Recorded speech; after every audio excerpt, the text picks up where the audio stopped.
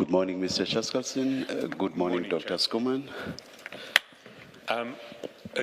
Today's witness is Dr. Alberto Skuman.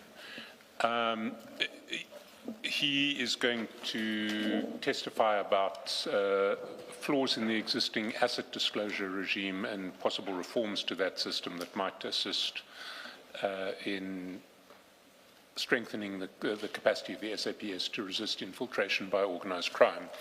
I just want to, a couple of matters of housekeeping. There should be two files before the commissioners, a very short witness statement file that includes a witness statement and a report, and then a fairly large exhibit file that includes a series of articles and documents to which the report refers. And Dr. Skuman, do you have those two files in front of you as well? Good. Then if we can begin, Dr. Skuman, in the statement... sorry. Dr. Skuman, will you be swearing or affirming?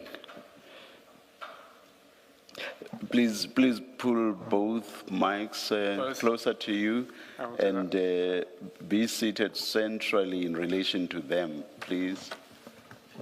Thank you. You comfortable? Great. Yes. So will you be, did you say affirm? Sorry, say again? Did you say you are affirming or swearing? I'm affirming. Affirming. Do you affirm that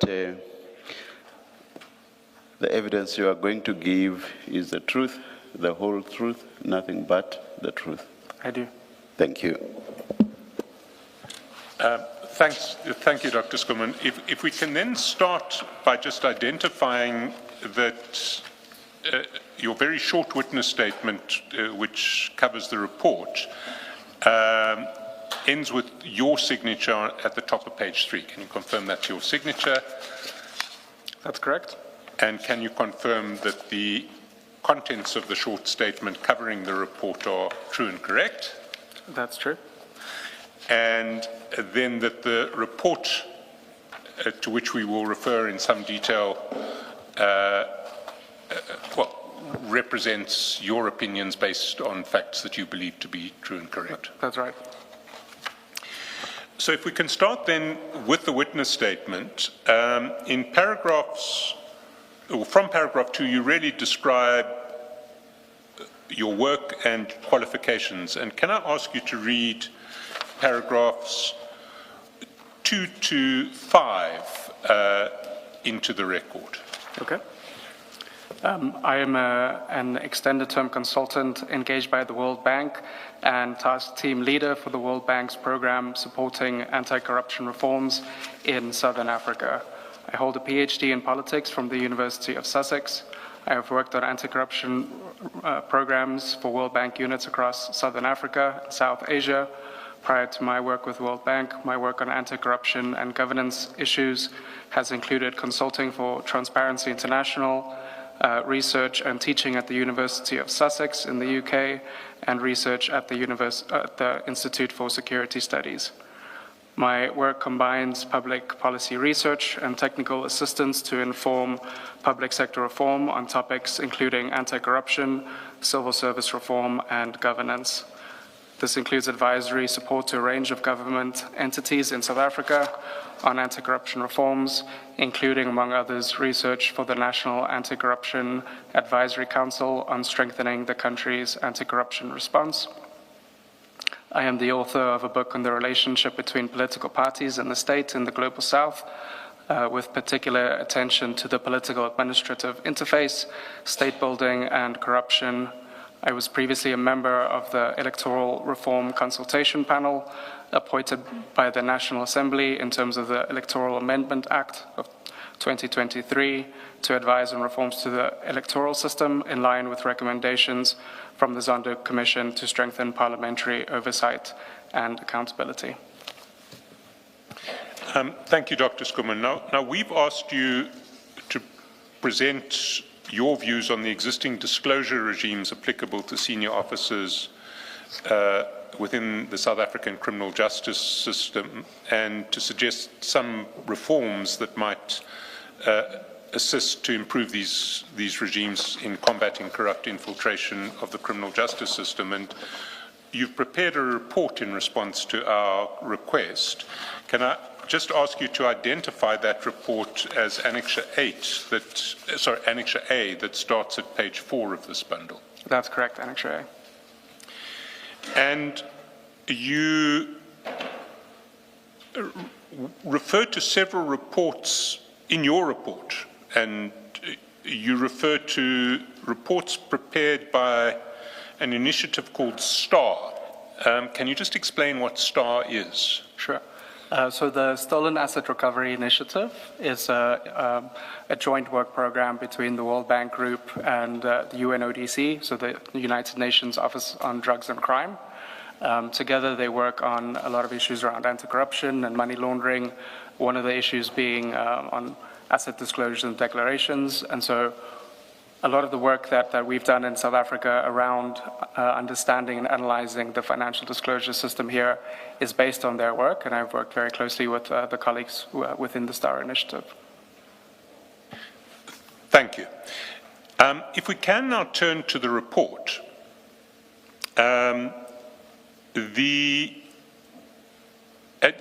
You start with an introduction which essentially describes the field and states the problem. Can I ask you to begin with by just reading paragraph 1 of your report? Paragraph 1 says, collusion and conflicts of interest are at the heart of the issues investigated by the Madlanga Commission. Testimony before the Commission reveals systematic conflicts between the duties of public officials and their personal interests, where beneficial relationships with criminal actors have taken precedence over official duties.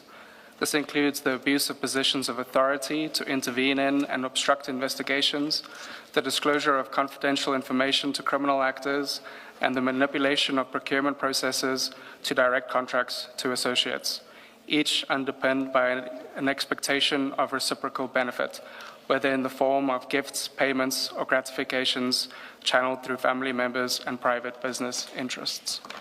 So would it be fair to say that there are really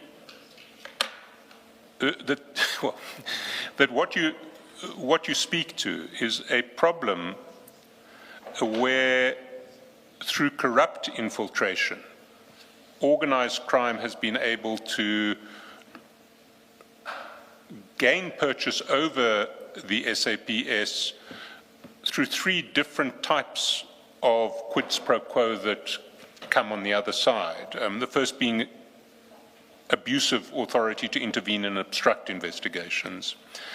The second being the disclosure of confidential information to criminal actors to assist them, and the third relating to procurement processes. You're nodding your head there. I think that's correct. I believe that's the evidence before the Commission.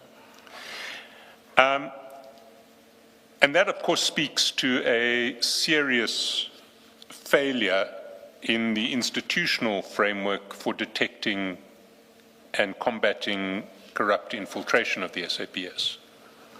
Again, I must ask you when you agree to say yes as opposed to nod your head, because we, at a later stage, will have a written record. Sure, I agree. So, can we speak to what that institutional framework currently comprises? And in paragraph 2, you talk to that, and you identify the elements within the public service regulations and SAPS regulations that are relevant in this regard, or what they're targeting in this regard. Maybe if I can ask you to pick up there in paragraph 2 and well, to highlight what the system is designed to do. Sure. So within the current framework, in terms of the public service regulations as well as the SAP's own employment regulations, there are a series of measures and mechanisms in place intended to deal with conflicts of interest, to manage integrity within the public sector as well as SAP's. And so that includes mechanisms around financial disclosures, so preparing forms stating your financial interests and assets. It includes protocols around conflict of interest management. If a conflict arises, what is the process in place to determine how to deal with that? A series of other measures such as protocols around gifts, the limitations on the value of a gift and when it can be received, how it should be reported, prohibitions in terms of outside remunerative work, permissions that have to be granted and processes around that. So collectively, a series of regulations around ensuring that public sector officials behave themselves in line with public sector values, with the intention of preventing misconduct, corruption. Now, your report is in large part focused on identifying where the existing system is failing and what its weaknesses are. In paragraph 3, you essentially set out the topics that you're going to be addressing in the report. And can I ask you to pick up there, just providing essentially a roadmap to where we will go today? Sure. So the note starts by talking about corruption prevention as a concept. So this is something distinct from what we often focus on in terms of investigating and prosecuting corruption. So when we talk about corruption prevention, it's all of the measures that I've just mentioned around how do we manage public sector integrity, how do we avoid conflicts of interest. So I start by explaining why this is important in the public sector, why we should care about corruption prevention and why it matters. The rest of the report looks at corruption prevention, in particular in SAPS, but as applicable to the broader public sector. And a lot of this is through the lens of the financial disclosure system, which forms a very integral part of the corruption prevention architecture. A lot of the accompanying processes build on the financial disclosure system. When we talk about lifestyle audits, lifestyle reviews, conflict of interest management, a lot of this relies on the initial disclosure forms. And so it is very reflective of the issues that we have within corruption prevention as a whole. So we focus on the financial disclosure form and the accompanying institutional framework, the sanctions attached to that, as a lens through understanding some of the deficiencies in the current framework for corruption prevention. And then still giving a roadmap to where we're going, in paragraph 4, you talk about areas of reform on which you're going to focus. Can you again highlight those? Sure. So effectively, and this is what how the report is structured, but the 3 areas of reform that I'll talk about is one about the financial disclosure form itself, the particular assets and interests that are required to be disclosed by public officials. The second point being around the institutional and operational framework for how we manage financial disclosures, as well as corruption prevention more broadly. And then the third point being around the sanctions in place. So the questions of consequence management, which are, of course, very important for closing the loop. And I think all of this, effectively, as we go through the report and discuss today, I think all of this, what this points towards is broader restructuring of the anti-corruption architecture, both from a policy regulatory perspective, but also thinking about the necessary institutional reforms to address some of the deficiencies in the current system. If we then start getting to the substantive topics themselves, you deal broadly with the topic of corruption prevention from paragraph 5. And can I ask you to read paragraph 5, or not, if you don't want to read it, to speak to what paragraph 5 talks to? Let me speak to paragraph 5 so we can keep this as a discussion. So I've already mentioned corruption prevention as a concept, as something distinct from investigating and prosecuting corruption. And we can essentially understand this as 2 types of prevention. The one being deterrent prevention. So it's about raising transparency, ensuring that we have mechanisms in place to ensure that it is more difficult to commit corruption and to get away with it. So in this context, we would talk about things like the financial disclosure system. We would talk about corruption risk assessments and hardening the system against corruption.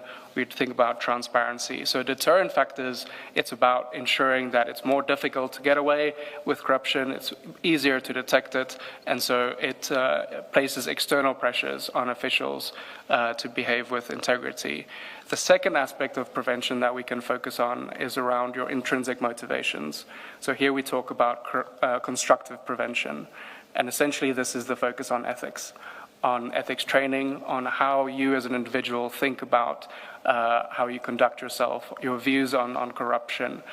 So when we talk about this kind of corruption prevention, we're more interested in the norms and values, the organizational culture, and how we can change that. So both of these form a very important part of the corruption prevention arsenal and toolkit.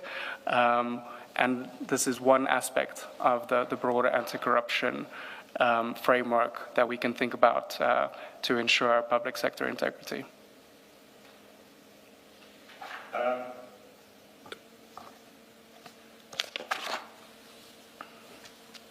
You identify the regulatory framework governing corruption prevention in South Africa with reference to the SAPS in paragraph 6.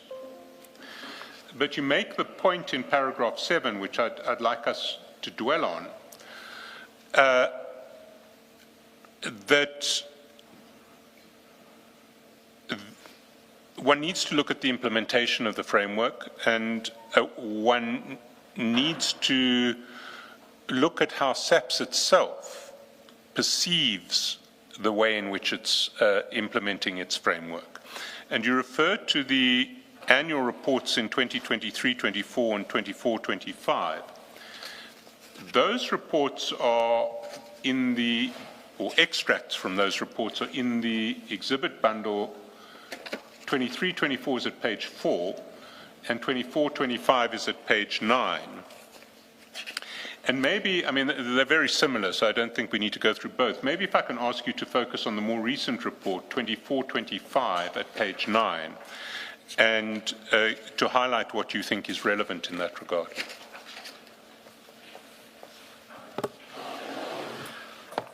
Sure. So page 9 of SAPS's annual report speaks to the mechanisms, their internal mechanisms for reporting fraud and corruption, and how they deal with these issues. And there's a particular section, a table there that deals with prevention, and they mention the measures carried out by the Risk and Integrity Management section. They mention ethics workshops, minimum information security standards, the disclosure of financial interests, restrictions around applications for additional remunerative work. They speak to security screening, declarations around gifts and sponsorship. They speak to their measures for detection in terms of polygraph testing, etc.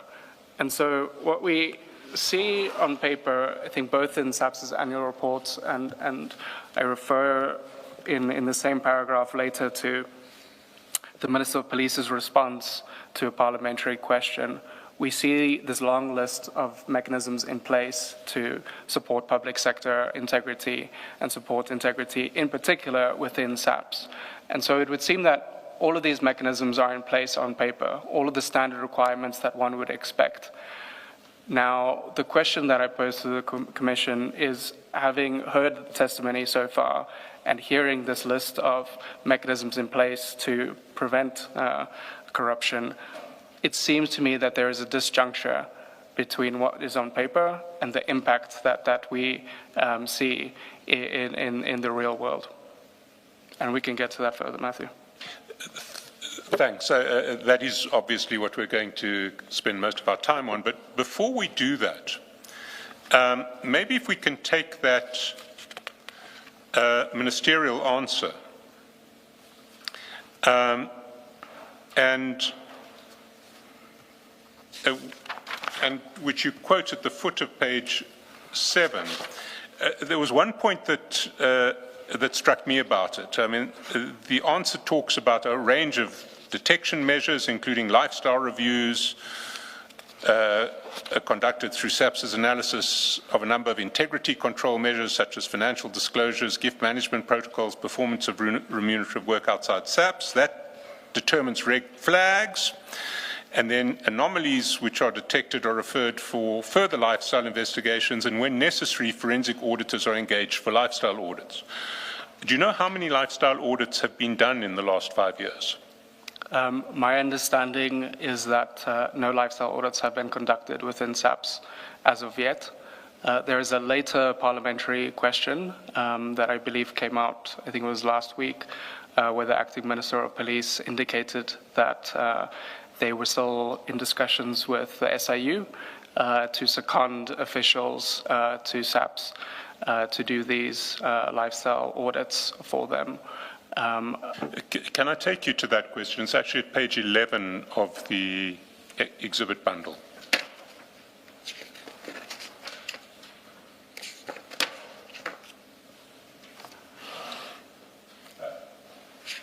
Sorry, page 78. I've got the wrong question.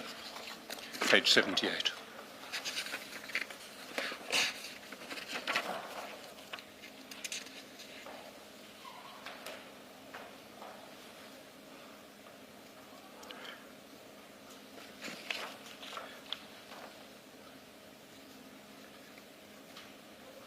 And the critical information in the answer is in the table that is at page 79.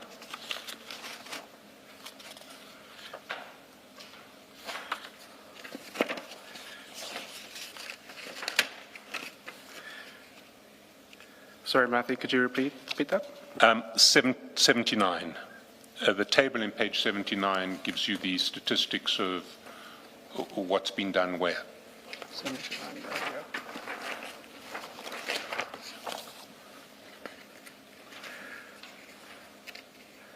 Sure, so that's correct. So before we go to the schedule, should we not actually read the question onto the record, the question itself? Yes, Chair, that makes a lot of sense. Can I ask you to read what the question was and what the answer is, so we understand what the Minister was answering? So the question was whether any lifestyle audits have been conducted on senior leadership within the South African Police Service in the past 5 years. If not, why not? If so, what A, audits were conducted, B, ranks were subjected to such audits, and what were the outcomes of the specified audits. The second part of the question is whether the SAPS has approached and or engaged the Special Investigating Unit or any other external body to conduct independent lifestyle audits of senior police leadership. If not, what is the position in this regard? If so, what are the relevant details? And maybe we can start with the answer to 1A. Page 78. So on page 78, it says that lifestyle assessments, including reviews and investigations, were conducted within SAPS. And I think this is important to be specific about, that reviews and investigations are separate from lifestyle audits. At a later stage within the report, I explained the difference, but effectively what SAPS has currently performed is just the reviews and investigations. And in one is subparagraph A underneath one, I think your point is made, albeit Yep. in the fine print, as it were. So it says, based on the lifestyle investigations conducted for senior management service members, no cases escalated to full lifestyle audits during the period under review. And the period under review in the question is the past 5 years. That's correct. Dr. Skuman, may I just understand what is a lifestyle review and what's a lifestyle investigation? So a lifestyle review is something that is conducted by an ethics officer within a line department. So a review is based on the financial disclosure form. It looks at the assets that an official has reported. It compares that to an official's income, and they determine whether they believe that is consistent. If it's not consistent, they can refer that to the head of department for a lifestyle investigation. Now, this is the next level of assessment. The lifestyle investigation would be conducted by an investigator, so somebody who would have a bit more expertise in conducting these kinds of investigations.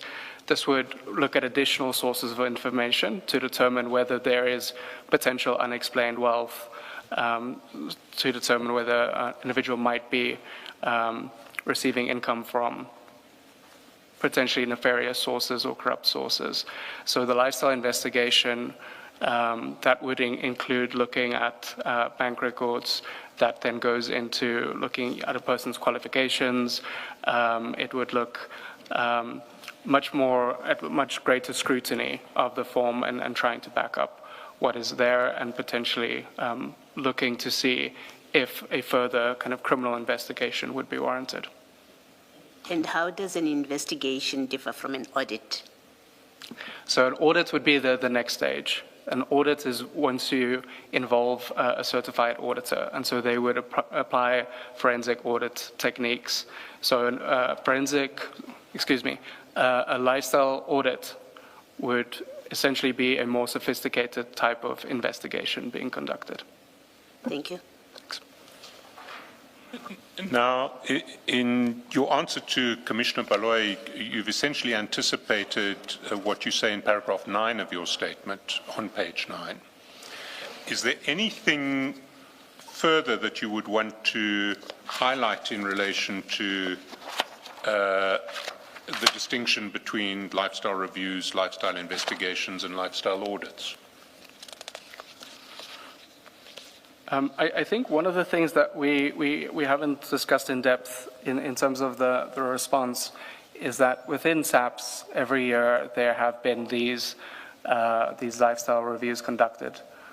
And some of them have led, in very few cases, to lifestyle investigations. In each case, they have been cleared. And I think this is an important part of the story to tell, that these are being conducted at the lifestyle review investigation process, but not necessarily turning up any results. And so I say on page 9, at paragraph 9.2, between financial year 2021, 2022, and 23-24, no SAPS officials were referred for lifestyle investigation. In 24-25, 5 of 823 SMS members underwent lifestyle investigations, and all were cleared.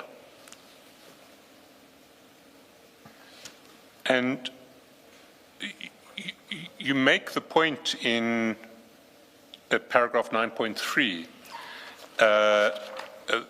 that the final stage, lifestyle audits, involves a cost. Can you amplify that? Because that may also explain part of why they don't happen. Sure. So as I mentioned, the lifestyle audit framework, so to speak, that escalates from reviews to investigations to audit, it includes varying degrees of specialty. So initially we start with ethics officers. These are often more junior officials. They're not necessarily specialized investigators. Your lifestyle investigations would ordinarily be conducted by an investigator within the department. So in terms of the minimum anti-corruption capacity requirements, so this is a directive from Cabinet which requires every line ministry to include an internal investigation capacity. This is not always something that is fully functional. In many cases, line ministries don't necessarily have all of the capacity they need to conduct such investigations.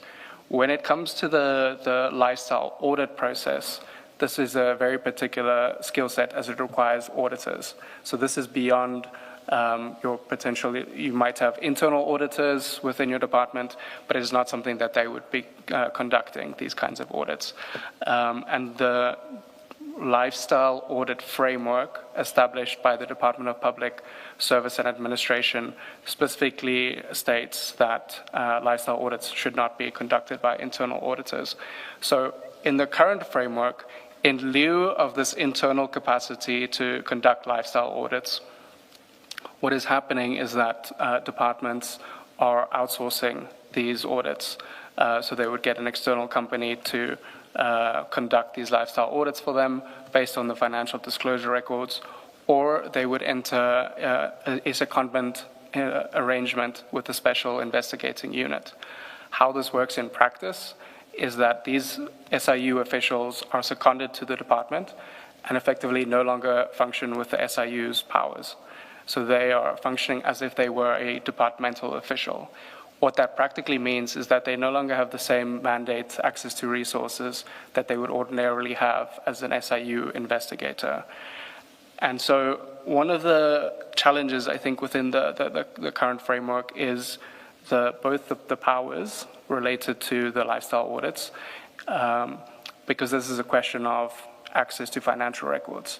In the current system, to conduct a lifestyle audit, you would rely on the auditee, so to speak, the declarant, the individual under investigation, to submit their own financial records to the auditee. The challenge with that being is that somebody could very well hide some of their bank records. They can determine what to send somebody. If you have an authority with access to financial systems, they would much more easily be able to see the full scope, the full range of accounts with financial institutions. They would have much more access to the government databases and systems to be able to conduct a thorough audit.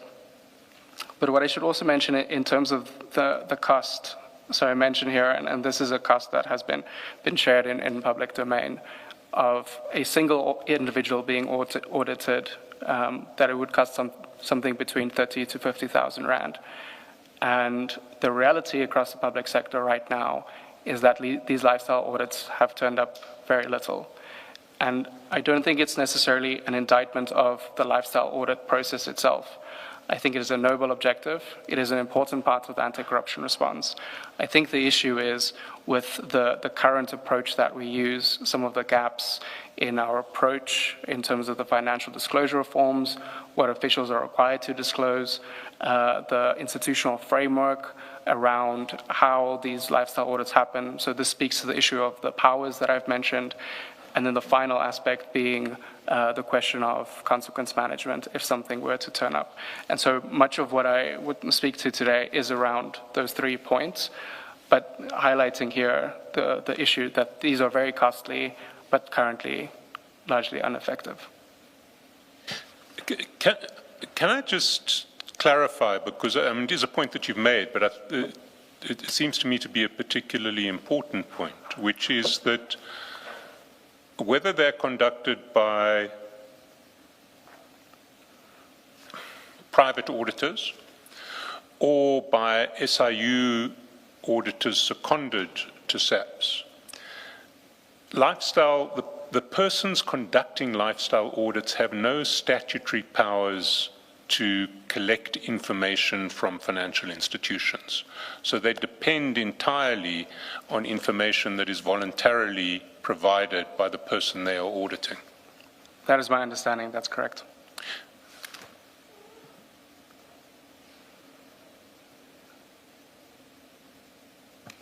And at the moment, the system only reaches this lifestyle auditing stage after it's gone through, after a red flag has been triggered below it. There's no system of random auditing that takes place. So the expectation with the escalating audit or lifestyle review process is that you start from the baseline of the initial review to turn up red flags. It goes for further referral for more in-depth investigations. And so this would, if there are suspicions in a particular case, this would escalate to the lifestyle audit phase. Within the current context where there are a lot of concerns around corruption and misconduct within the senior management service.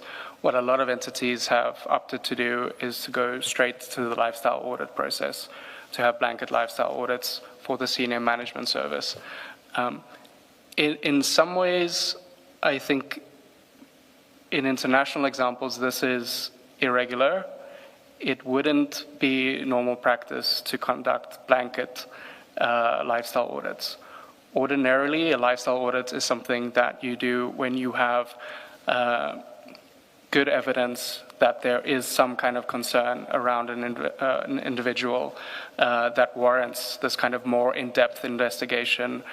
In many cases, a full lifestyle audit in other jurisdictions would include speaking to their associates, determining, who they have business dealings with, doing a much more thorough investigation.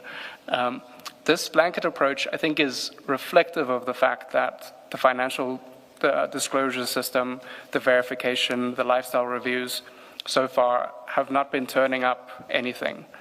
But at the same time, we know from experience, we know from media reports, we know from what we see in commissions such as yourselves, we know that there are these things happening, but they're not being detected. And so the current approach has been to institute these blanket lifestyle audits across the senior management service. But as the advocate mentions, what you'll find in many jurisdictions is that the lifestyle audit process is more driven by good evidence of a particular case where you might want to do a much more in-depth investigation, or to conduct random verifications, random audits to keep people on their toes and to potentially detect misconduct. Now, when you talk about the senior management service and lifestyle audits across the board, you're talking about the public service generally, not SAPS, because we've seen there have been no lifestyle audits at SAPS. That's correct. So the parliamentary question we referred to earlier, I believe it's at the end of the question. I think it's on page 80 to 81. The final paragraph of page 80 says, engagement processes with the Special Investigating Unit have been initiated. However, the secondment and full operationalization of the support remain in progress. In addition, all senior management service members are currently undergoing revetting.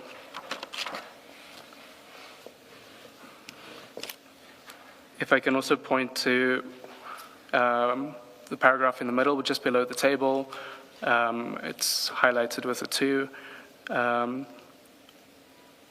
It says, yes, the South African Police Service has formally engaged the Special Investigating Unit to assist with independent lifestyle audits.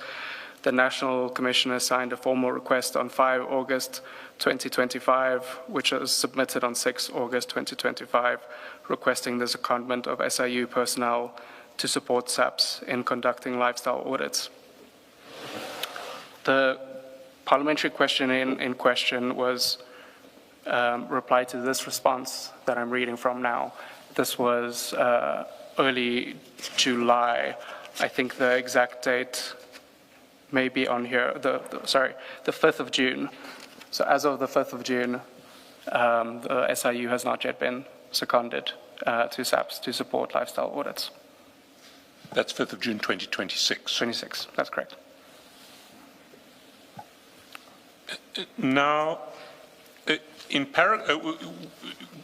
we're going to get in due course to the problems of the disclosure form at the root of the problem. But before we do that, you make an important point in paragraphs 10 to 12 about the limits of,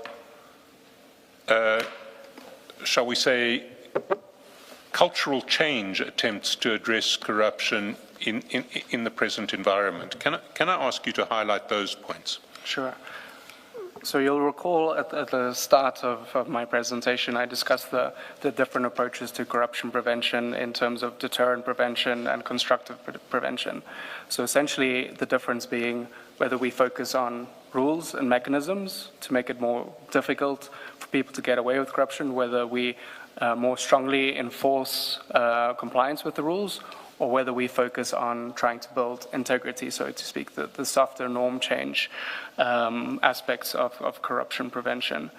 And what I speak to in paragraph 10 and 11 and 12 is about where we should place the emphasis effectively. Do we focus on an idea of building ethics and training people and encouraging them to engage ethically? Or do we strengthen the legal and regulatory mechanisms to compel compliance with the rules, raise the standards? And in paragraph 10, I speak again to the SAP's annual report, in which they have a performance indicator related to this question of integrity and professionalism. And there are some figures there that reflect the progress on this particular indicator. And this is based on internal workforce survey that was conducted to determine how SAPs see professionalism within their own organization. And I'll read here from paragraph 10 on page 10. And it says, I'll start in the middle, that it says the latest SAPS survey conducted in 22-23 found that only 24.4% of SAPS officials agreed that the police conduct themselves professionally, while 31.6% agreed that the police do not abuse their power. And so the point that I want to make here is by SAPS's own internal surveys, the way most people see their own organizational culture is that they don't see it as an institution with great integrity, that they recognize that their colleagues do not behave the way that they should. In many cases, they understand that misconduct is rife. And so when we compare this to some of the initiatives mentioned in terms of advocacy programs, in terms of campaigns, in terms of statements to say that we do not tolerate corruption, it's very difficult to imagine how a message like that cuts through when people's everyday lived experience is their colleagues engaging in misbehavior. And so to turn around an organizational culture like this, you cannot solely rely on messages about ethics and integrity. What you really need to do is focus on strengthening these other types of controls around your legal and regulatory mechanisms, ensuring that you have the right policy framework, the right controls in place, the right measures for detecting this kind of misconduct to bring people into line. And the purpose of that is that over time, when you have this kind of rule-based compliance, people realize that this is what has become the norm.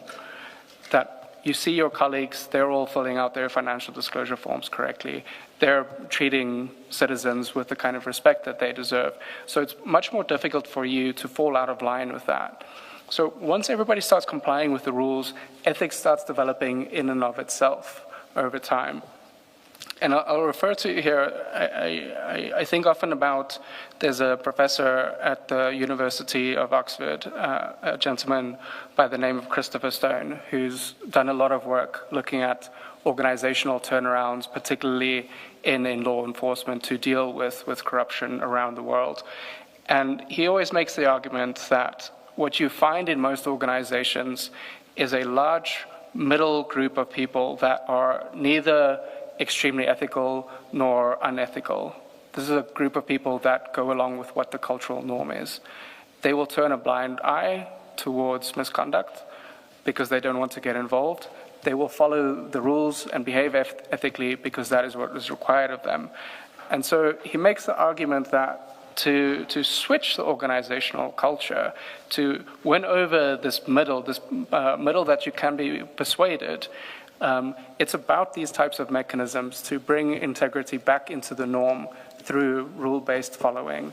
And that is the kind of approach that I think that South Africa should be focusing on, I think particularly within SAPS, but as the broader public sector as well, to restore ethics, to not just focus on issues such as training and promoting ethics, but really thinking about the types of controls that are in place to enforce discipline and ensure that there are consequences for misconduct.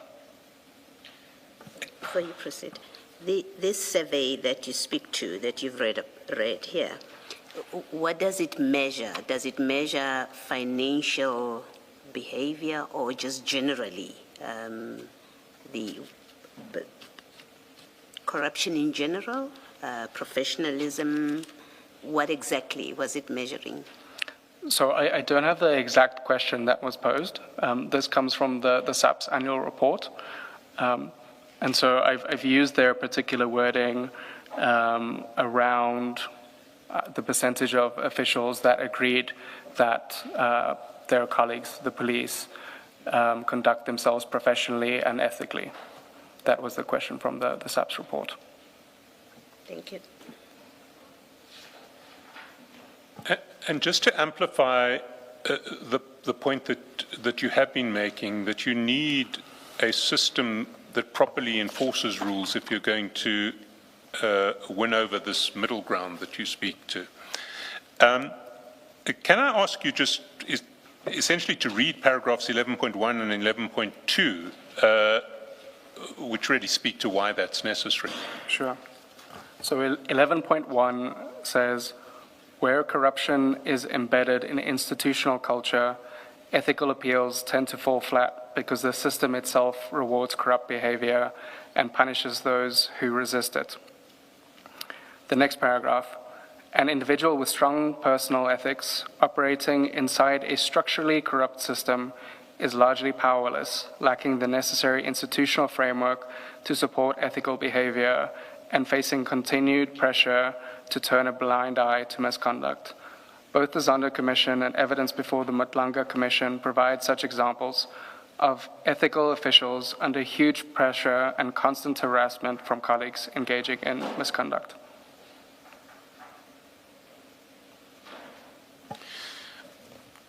So if we can move now to where you see the specific technical problems in the current system. And can we start at paragraph 13 on page 12, where you're talking about financial disclosure as the cornerstone of integrity management? Sure. So the starting point of the integrity framework to a large extent is the financial disclosure system. And the reason why I say this is that a lot of our other controls build on this or build around it. So when we speak to issues around conflicts of interest, the way that we currently determine whether an official has current conflicts of interest is through the financial disclosure form. It is the companies that they disclose on their forms that we then check whether they are on the central suppliers database, whether they might be engaging in business with the state, or whether this company might be involved in a sector, for example, that might pose some kind of conflict of interest. It's the same with the lifestyle review and the lifestyle audit process. All of this builds on the initial disclosures. So it is really a critical component, and it has such downstream effects when we get this wrong, when there are omissions in this initial form, areas and blind spots that we don't check. Down the line, when we're trying to understand an individual's potential conflicts of interest, if we don't know what companies they themselves are involved in, if we don't know what companies their family members are involved in, we're much less able to determine what an individual's conflicts of interest are. It's much more difficult to put in place preventative controls so that they divest from those conflicts, or that we find some kind of way to get around that.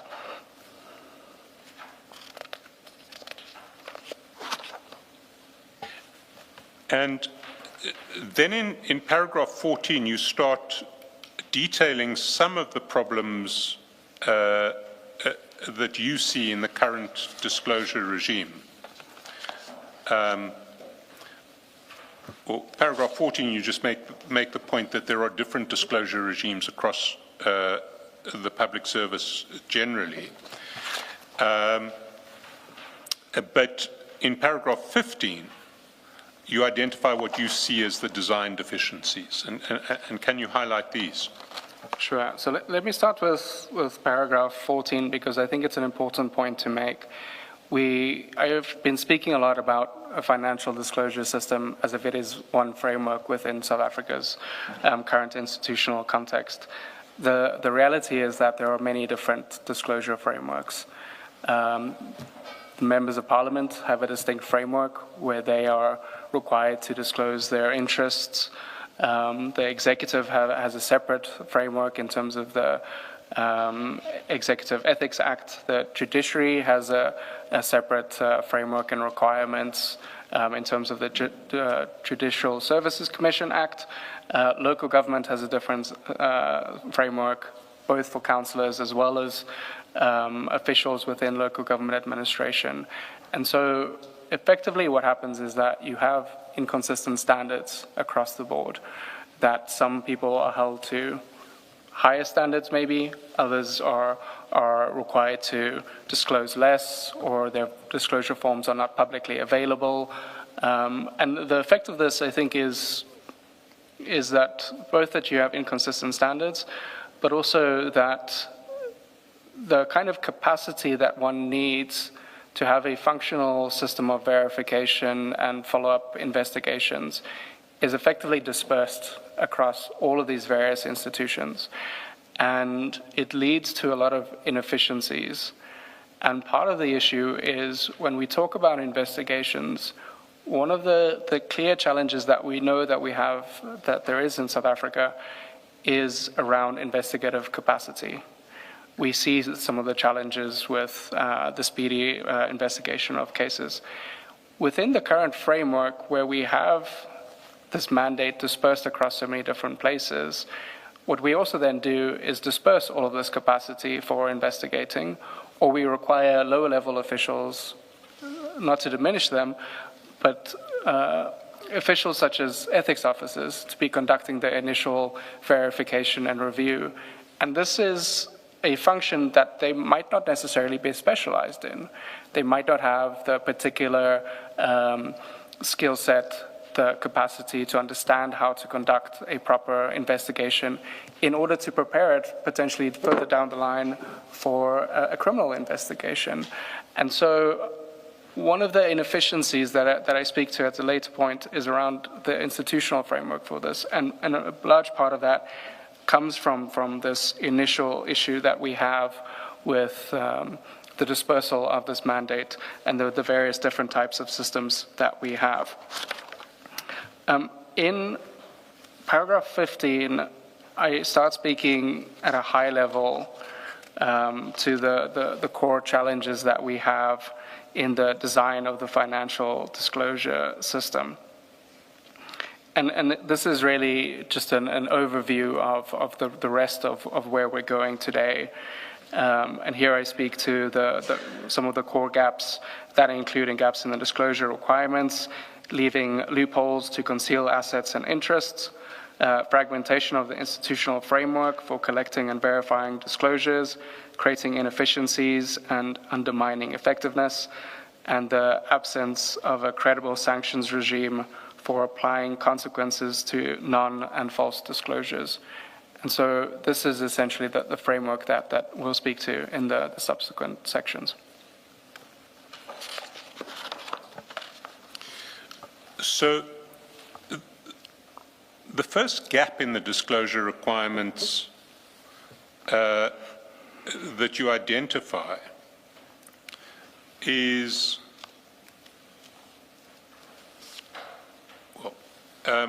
paragraph 17, where you talk to the exclusion of family members from disclosure obligations. Can you highlight that? Sure. So the current form and disclosure requirements only apply to the individual, whether that's a public servant, elected official, etc.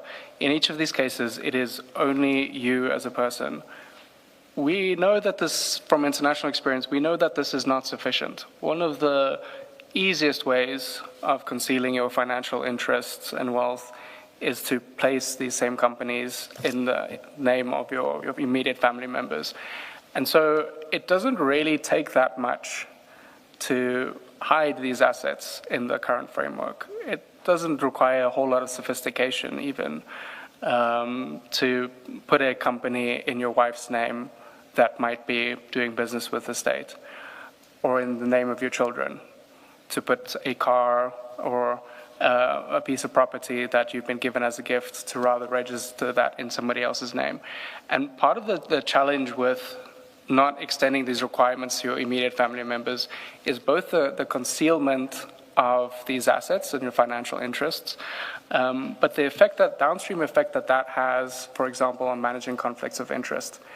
If we, as a, say, for example, as a public service commission or line ministry, if we're not aware of your wife or husband financial interests in, for example, let's say medical supplies, and you work in the Department of Health, that can potentially pose a very direct conflict of interest.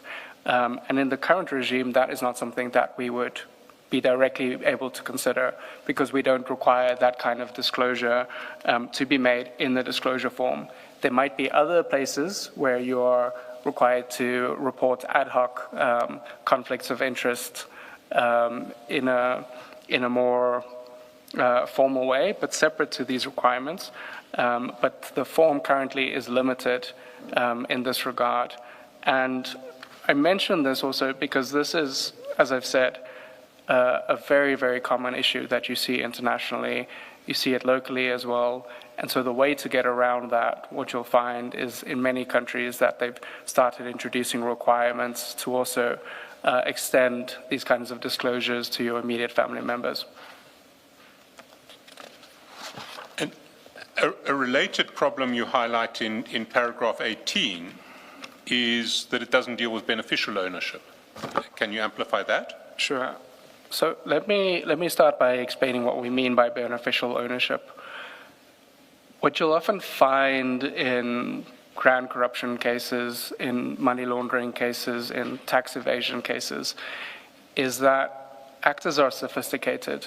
They will put their financial interests, their business interests, their companies in complex legal structures. You have a company that owns a company that is put into a trust, etc.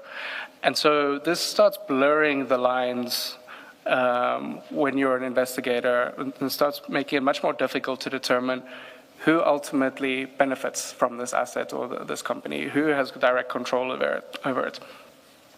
And so commissioners will remember over the last few years, South Africa has been working on leaving the grey list in terms of the anti-money laundering requirements and the standards set by the Financial Action Task Force.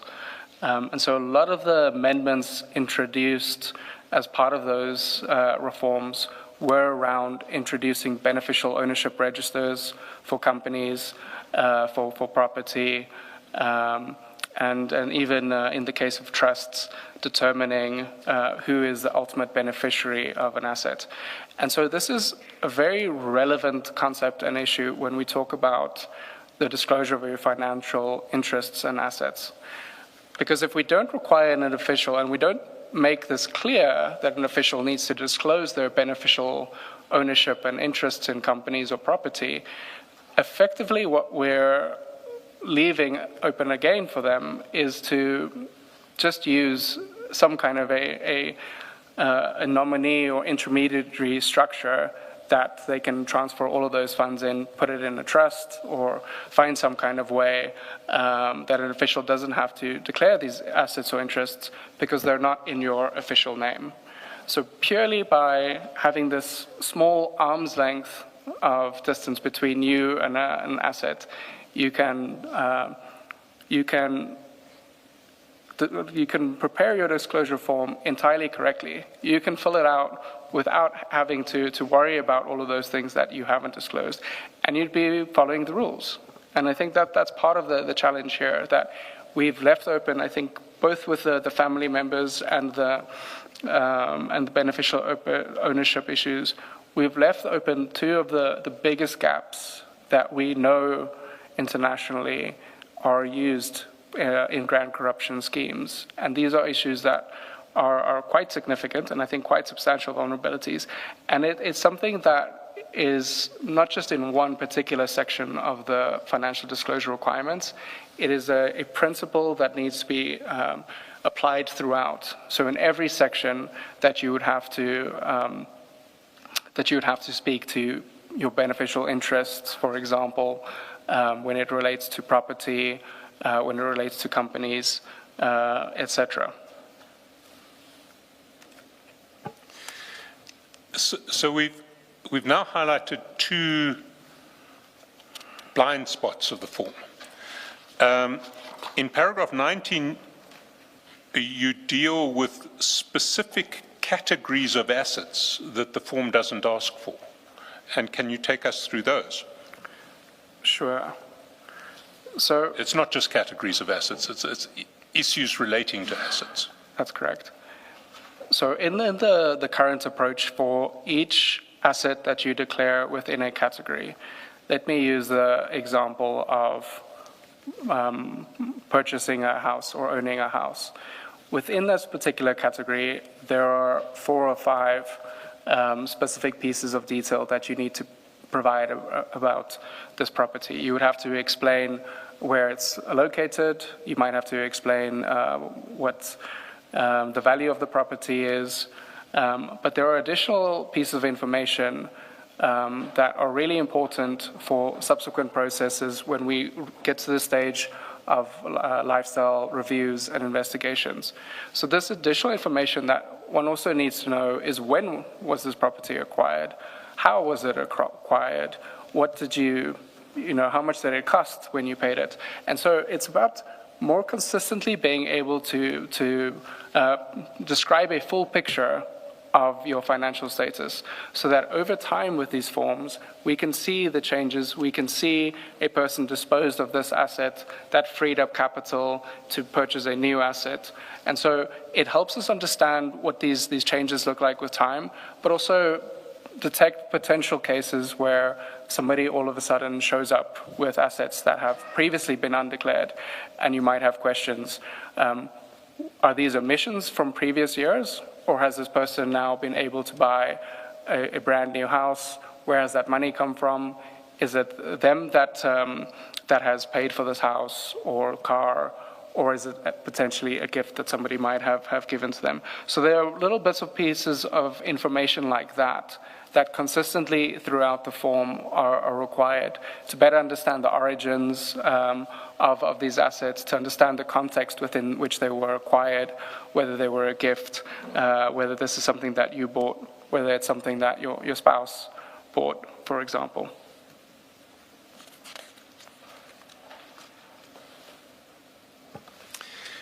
Then moving on to the next category, which I anticipated, which is types of assets that fall outside the scope of the current form. Sure. So within the current form, the focus is largely on some of the more common and I guess high value items that one might consider.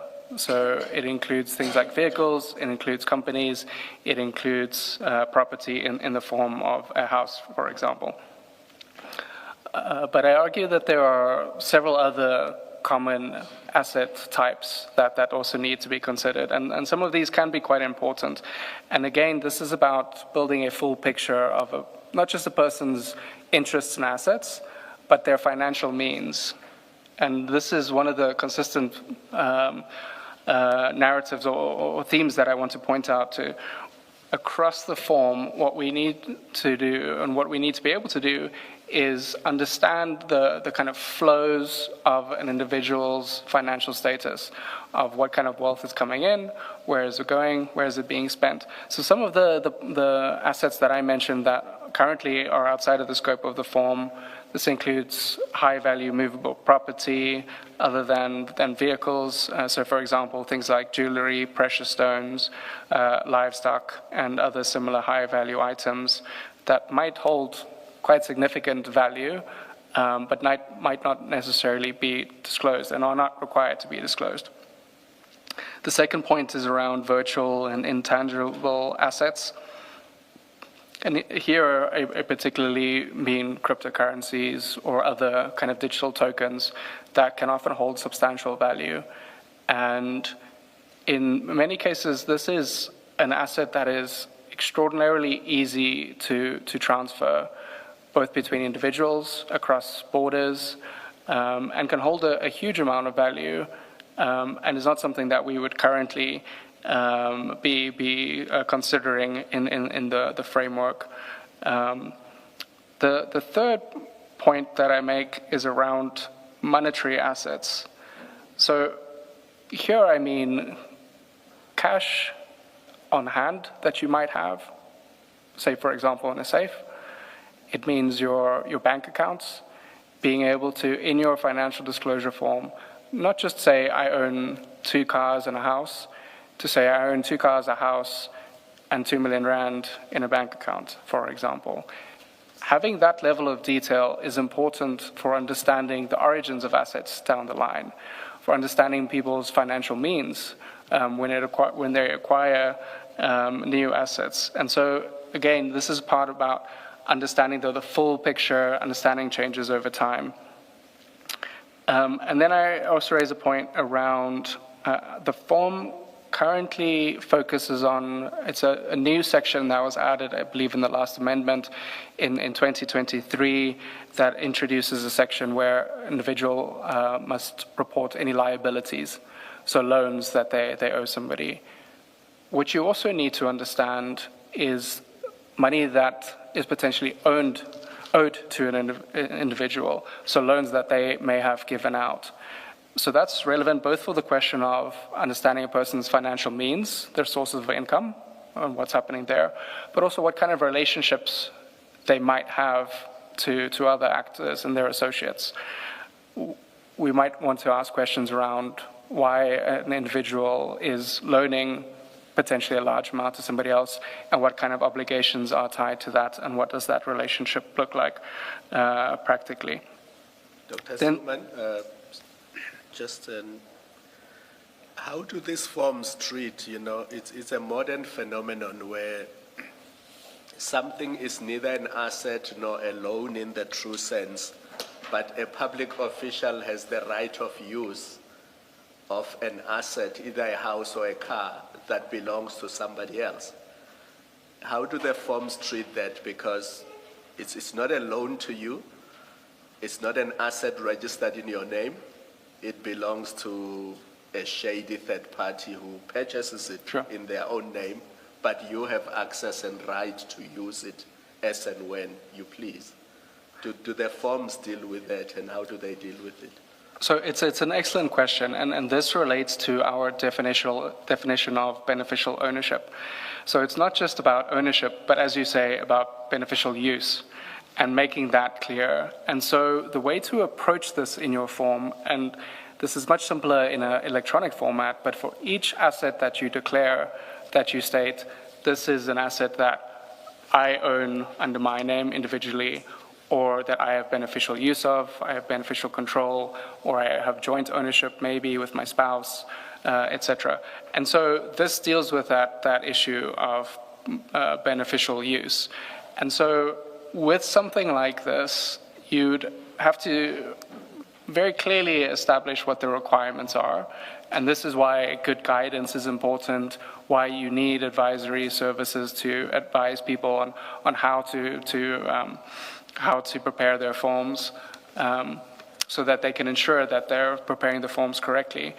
But it's a fantastic example of why it's important to ensure that these requirements are as broad as possible so that people can fill out all kinds of interesting situations that they might find themselves in to ensure that we have a full picture of their circumstances, of their interests.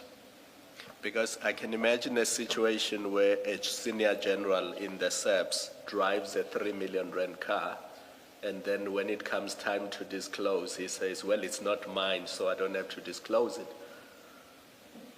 And there's nothing the SAPS can do about it because it's really not his car, it's his friend's car or somebody else's car, although it parks in his garage every day and he uses it every day. That's exactly it. And I think that's a great example of why this current gap in requiring disclosure of beneficial ownership or beneficial interest is such an important one, because that official can entirely declare that they own 0 cars and they would be following the rules. There is nothing we can do about them, and it would be correct. But we know that there is another reality, there's a factual experience on the ground that differs from what is required.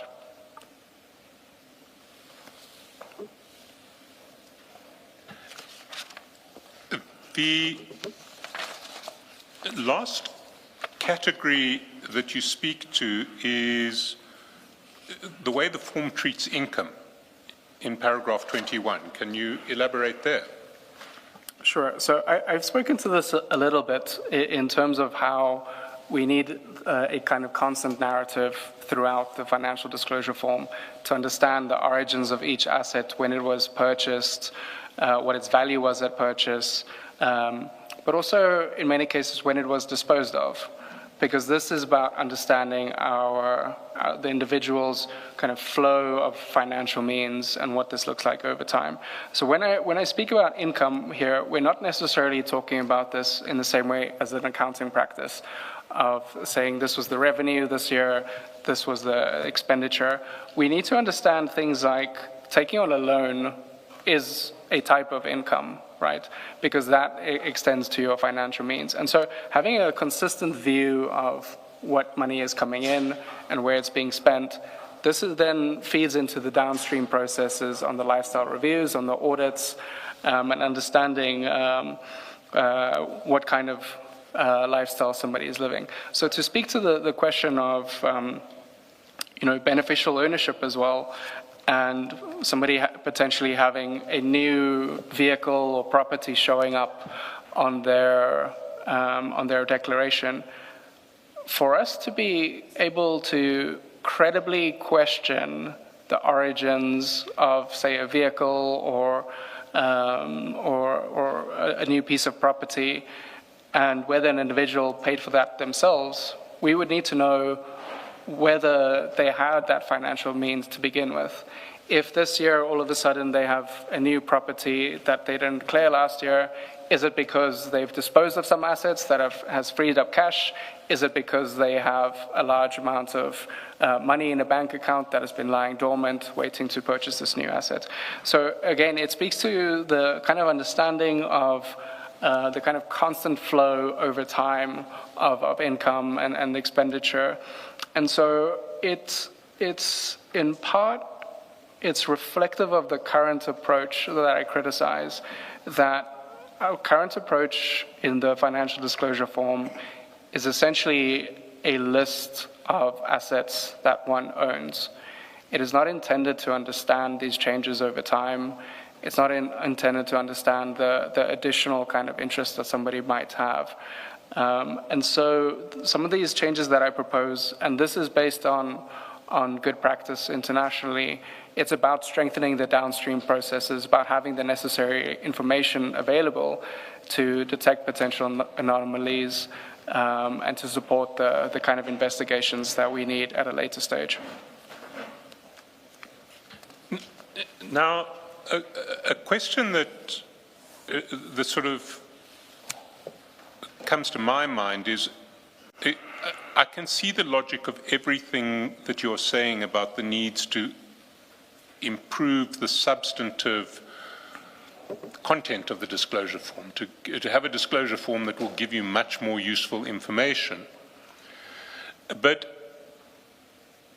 one needs to strike a balance between the utility of the disclosure form and making disclosure requirements so onerous that they are incredibly difficult to comply with, and that, I mean, in an extreme case, they may drive people away from the public service, but even in a limited sense, if you make a form so difficult to comply with, the capacity to say, well, I didn't actually understand, I had to do this or I had to do that, presents a defense when you start taking action on the basis of non-disclosures.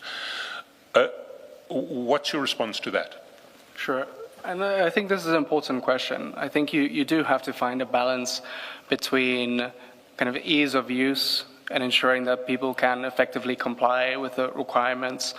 But you also want to be as wide as possible to find cases of people engaging in conduct that they shouldn't and having interests that they shouldn't.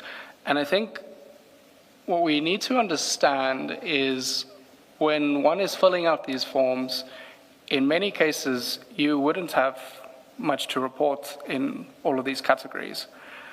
I mentioned, for example, virtual currencies. Many public servants probably wouldn't have to worry about filling out that section of the form because they, for example, don't hold Bitcoin. And it might be the case in many of these sections. 80% of your public servants will probably only have to declare 2 or 3 categories of information. It would be your house, it would be your car, maybe your bank account if we extend it to that. And that is probably your average person. And I use the example often of thinking about when we submit our e-filing for SARS. There are, 20 different forms of income that we can report. Most of us only have to do a few sources of income.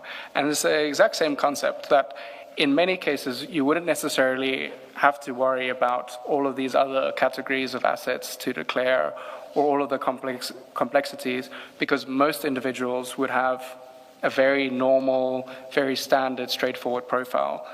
Where this really matters is the complex cases, is the difficult ones, where people are trying to engage in funny business, trying to get around the rules. And that's why it's important to have a form and disclosure requirements that are as broad as possible to ensure that the net is wide enough to capture those types of cases. But for most declarants, it would be a relatively straightforward process. And the next section speaks to the e-disclosure system and digitization. And one of the great advantages of digitization, even in the current e-disclosure system, an official, when you're preparing your declaration, you can import your submission from the previous year. So that already makes your life much more difficult. Unless you've had substantive changes, you've disposed of an asset, or you've had some kind of, significant windfall gains, your disclosure form would probably look very similar year from year. But what really matters is where you have those interesting cases of people that are the anomaly. You said makes your situation much more difficult. I think you wanted to say makes your situation much more easy in relation to the e-disclosure form. You're just importing. So essentially, if I understand your evidence, what you're saying is that if a comprehensive form is introduced, in most cases, it's not going to affect public servants because most public servants have a very limited range of income and assets that need to be disclosed. It's important to have the complicated or the comprehensive form because you need to have enough information to catch people who are essentially making unlawful income and hiding it. There may be one or two, or there may be a limited class of people who have behaved perfectly legally, but may nevertheless find it a bit onerous to disclose all of their assets for reasons unrelated to corrupt income. But with an e-disclosure system, that's a once-off onerous, for the most part, that's a once-off onerous process. You'll just import everything thereafter, and it's only if there are dramatic movements in your assets and income that you need to disclose that it's going to be an ongoing problem, and those cases are going to be few and far between. Yeah, I think that's exactly right. I think for most people, for most categories, you would just say nothing to declare, and you can move on to the next one.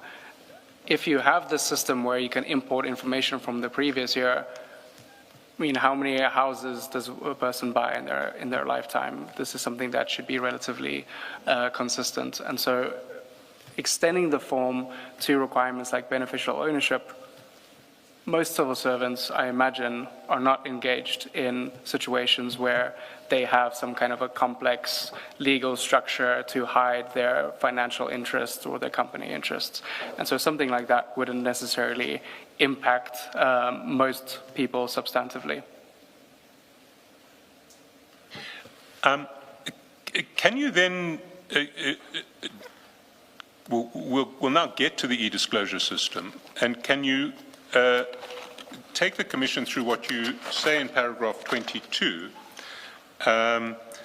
which explains what the system currently does, and then get to the deficiencies in the system? Sure. So the e-disclosure system, in many ways, in its current form, is purely replicating what you would have on a paper form, but just in a digital format. You would have, in your regulations, you would find specific tables that say, for example, under immovable property, you would say, this is the address of my place, this is what the value is, etc. That would be exactly replicated in the digital space. And the challenge I argue with that is that there's a huge amount of untapped potential in using this as a data source for understanding how these assets interact with one another, for comparing across profiles. So, for example, one of the things that you can do with an e-disclosure type system, and this is something that is performed in other countries already, is to aggregate across all of the asset categories, to do that initial lifestyle review automatically, to be able to determine, it's a very straightforward algorithm. These are all the assets that have been mentioned. This is their value attached to them, and this is why the income and value questions are so important, so that you can build that initial financial profile. You can import a person's salary from the payroll system. You can have an automated system that determines whether this checks out. From year to year, you can have these kinds of comparison to say that we know last year this person didn't have a BMW. This year they have a BMW. Does that make sense in terms of what has been disclosed, knowing what their annual salary is? And so that kind of automation and kind of algorithmic risk analysis can do a lot of the initial legwork that we're currently relying on for ethics officers to do. And there's a huge potential to free up those resources and to rather focus your human resources on investigating the anomalies, the strange cases. And so I think there's a significant potential if we were to effectively change the approach of the e-disclosure system to think about all of this information as structured data, so that we can compare across years, we can compare across an individual profile, but also across categories of declarants. So for example, if you were to look at civil servants on level, say, 11, you would expect a relatively similar financial profile for most individuals. They earn the same amount. You maybe want to take into account how many years they've been at that level, or figures like that. But you would have, generally, most people would fall in a very similar bucket, similar financial circumstances. Within that context, if you find an individual that has, 2-3 times as much wealth as the person who works in the office next door to them, you might start raising questions like that. And something like this is potentially quite difficult to do manually. If you, as an ethics officer, are reviewing, say, 800 disclosure forms within your department, I doubt you would be able to remember everything and to manually be able to go through those forms and to make that kind of comparison. And so I think it's one of the important benefits of a digitized system that is currently unrealized.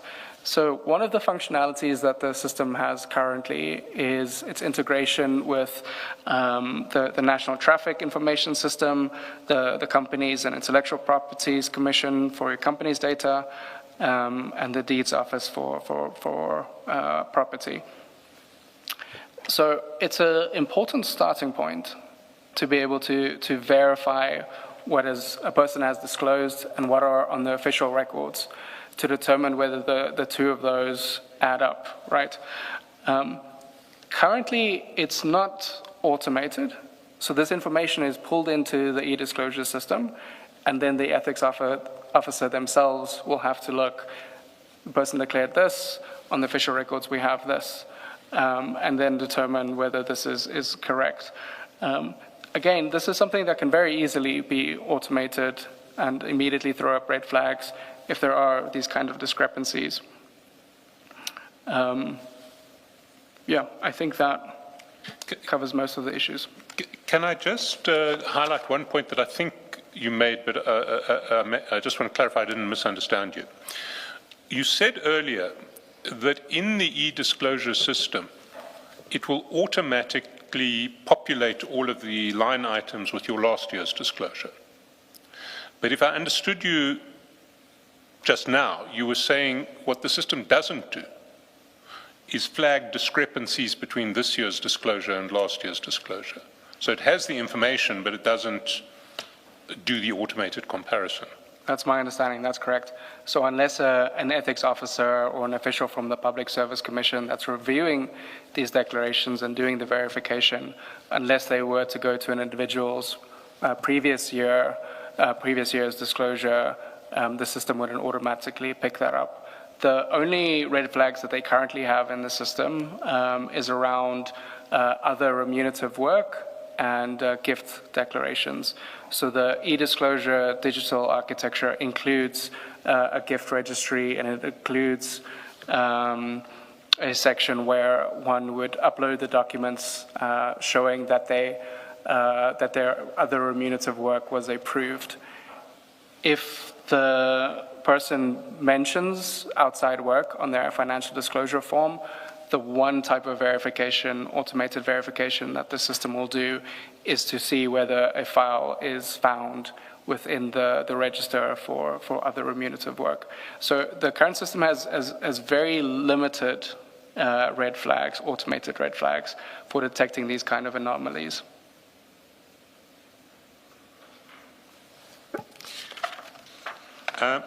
Then the next point that you make in relation to deficiencies in the current framework relating to disclosure is the absence of public access to financial disclosures. That's paragraph 24. Can you explain, can you explain the logic of your highlighting this point? Sure. So I think one of the things we have to recognize in an open democratic society is that civil society is a fantastic resource for public accountability. And making these kinds of disclosures public has enormous potential to support the verification process.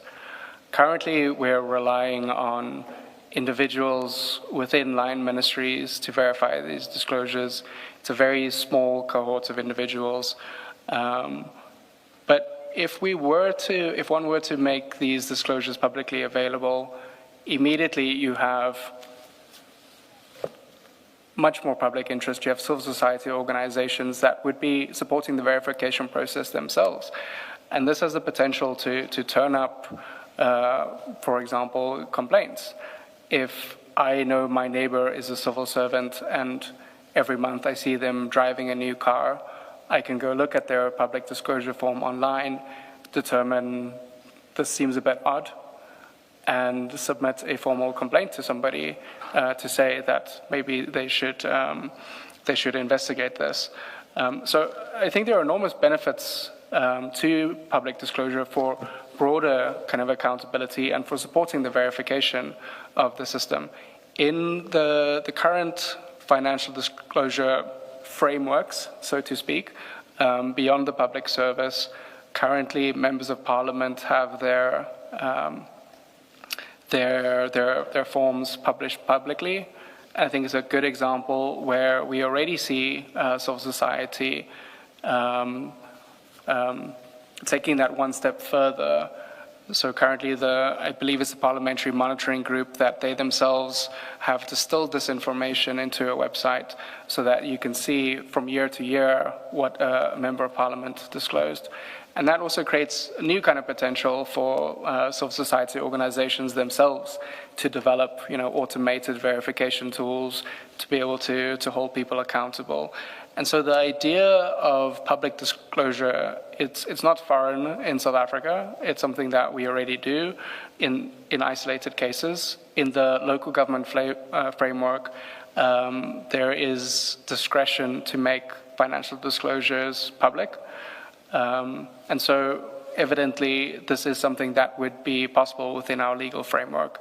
And I mention in the report, I mention 2 examples, and they're representative of the ways many countries do this.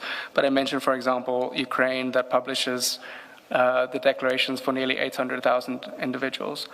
Now, can you imagine if a handful of ethics officers had to verify 800,000 declarations themselves?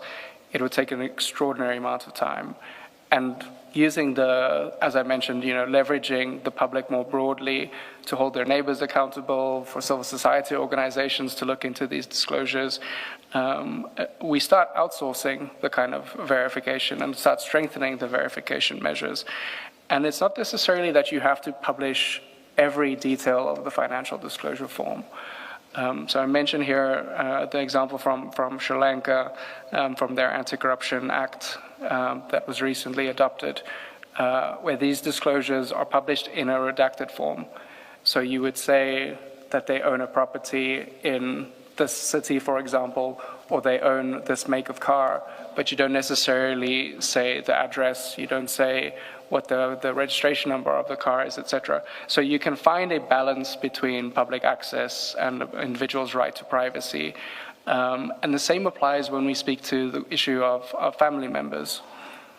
So it is something that you'll see in many cases, that in cases where you require an individual to disclose the interests of their immediate family members as well, that those disclosures don't necessarily have to be made public, because that then respects the privacy of the individuals that are outside of the public service. But I think one of the common concerns around this is what does the legal framework for this look like, and whether you'd be violating the rights of a public servant, their right to privacy. But one of the things we have to understand, even POPI, the protection of information, of personal information and privacy, it recognizes that there are legitimate circumstances in which privacy can be restricted. And it specifically talks about corruption and corruption investigations. And in many countries, what they would do, it's part of your conditions of service that you have to abide to a certain code of conduct, to certain ethical requirements. And this kind of public disclosure would merely be part of those requirements as your conditions of service as a member of the civil service. I actually wanted to ask a question that relates to privacy concerns, but in a slightly different context. You touch on it in the context of disclosures being made public. My question relates to the instance where disclosures would have, as you touched on this before, would have to be extended beyond the official consent. For example, even to family members. So I thought, before you touched on the privacy concerns, I actually thought of those, because even your immediate family members are not you, the official. So there would naturally be privacy concerns there. And I thought in South Africa there could possibly be constitutional issues around it.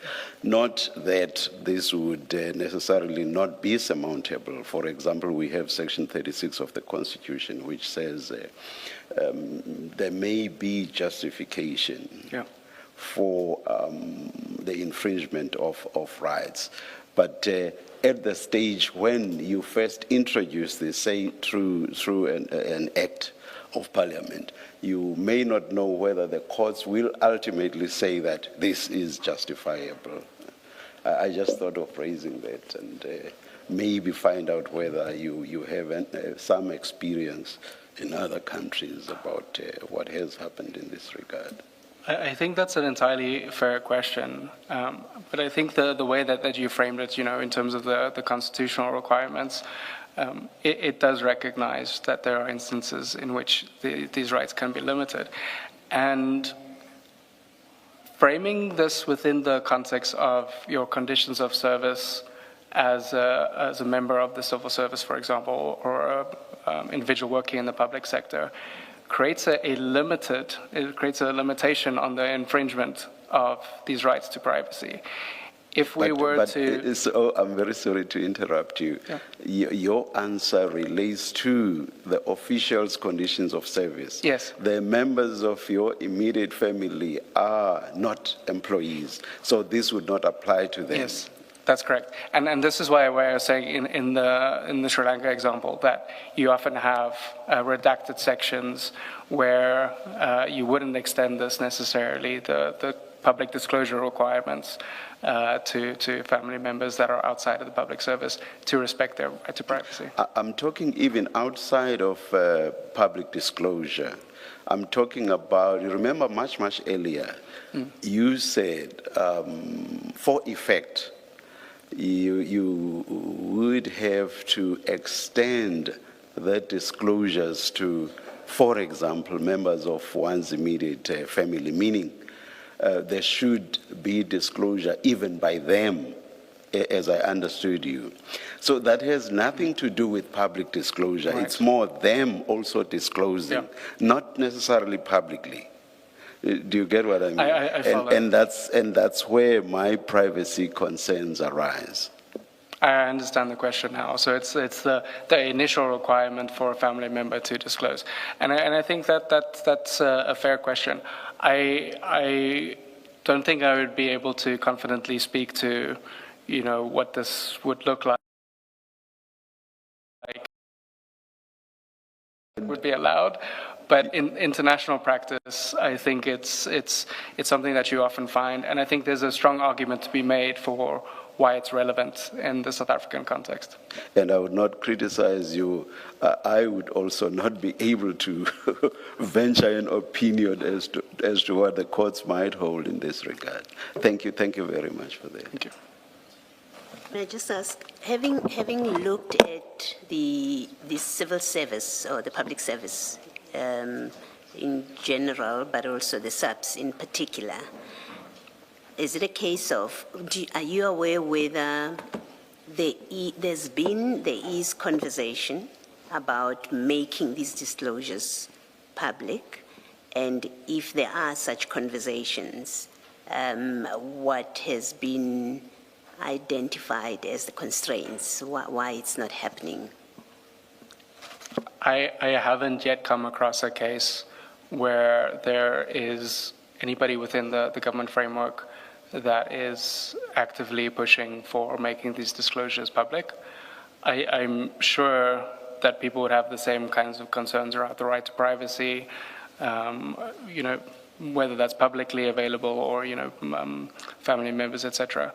But as far as I can tell from discussions that I've had with various members in various parts of the state's apparatus that deals with these kinds of issues, I have yet to come across somebody making an active effort to introduce public disclosure.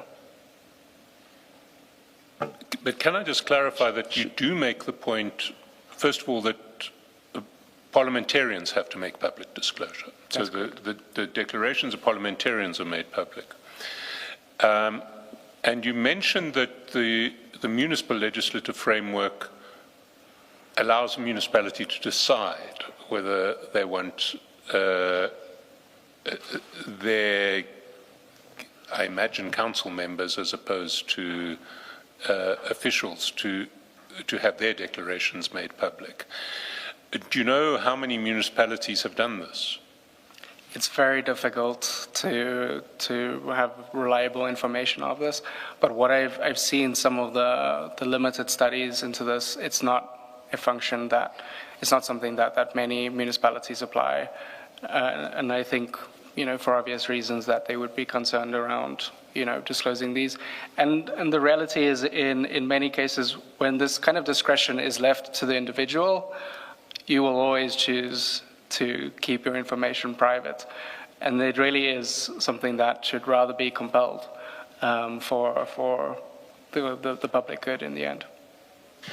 And speaking, can I ask one last question, Chair, before we leave this topic? Speaking to the Chair's concern, do you know if the public disclosures of members of Parliament extend to family members or are just limited to the members themselves?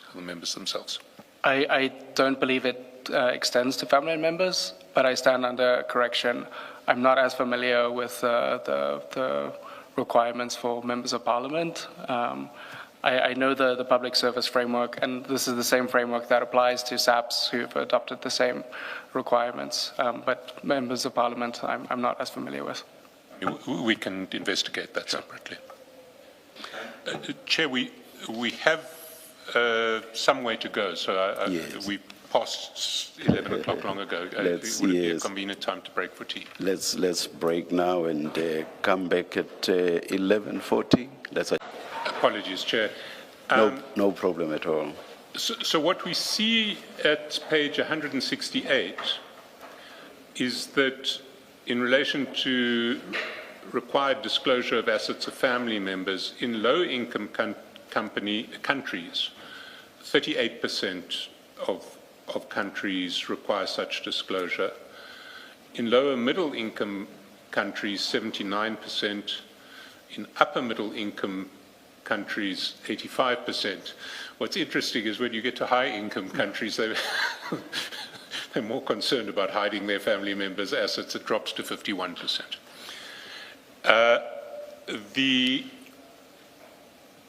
At page 235, we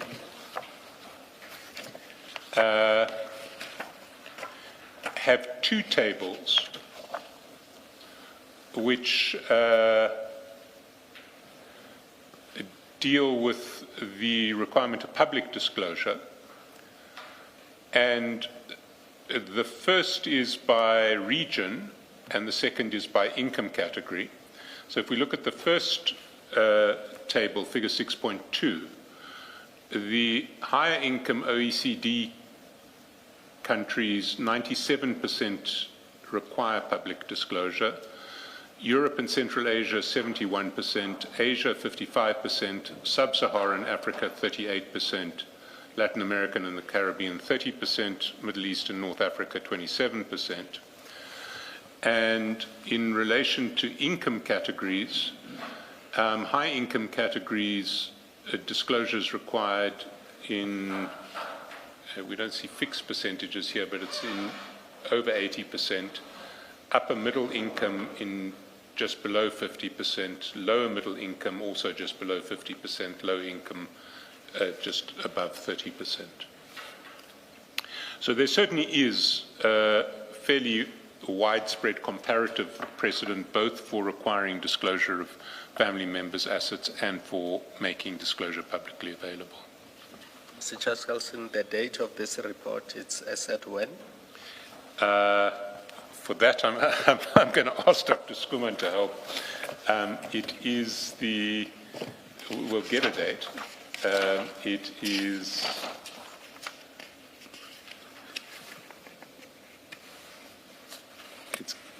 Dr. Skuman, it is 2017. 2017. 2017, yes.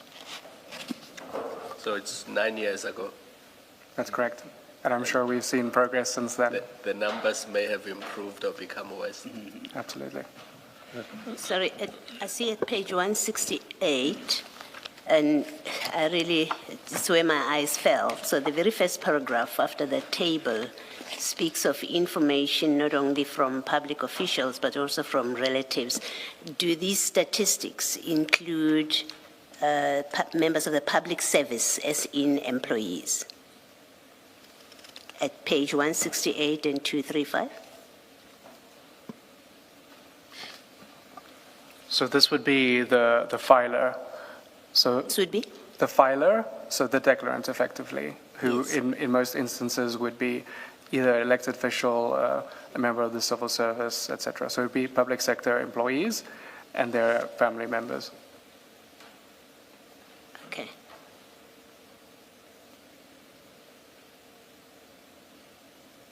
And you say that because definition of public official includes a public sector employee. Is that why you say so? That's correct. Okay.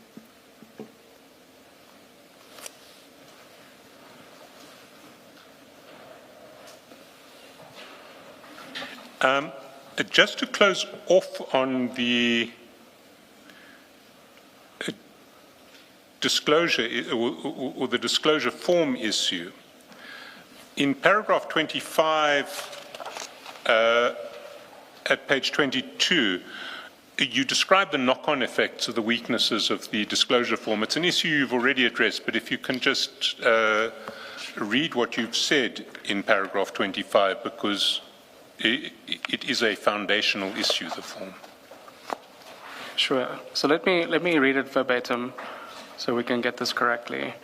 So paragraph 25 says, collectively, these gaps extend beyond the disclosure form itself, hampering the efficacy of the whole integrity system that depends on it.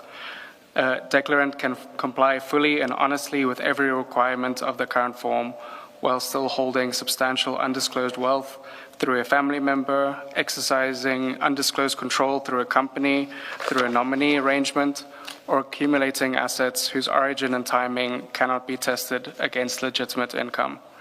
The next paragraph says, as conflict of interest management and lifestyle review processes rely on the information the form generates, these design flaws are not confined to the form itself.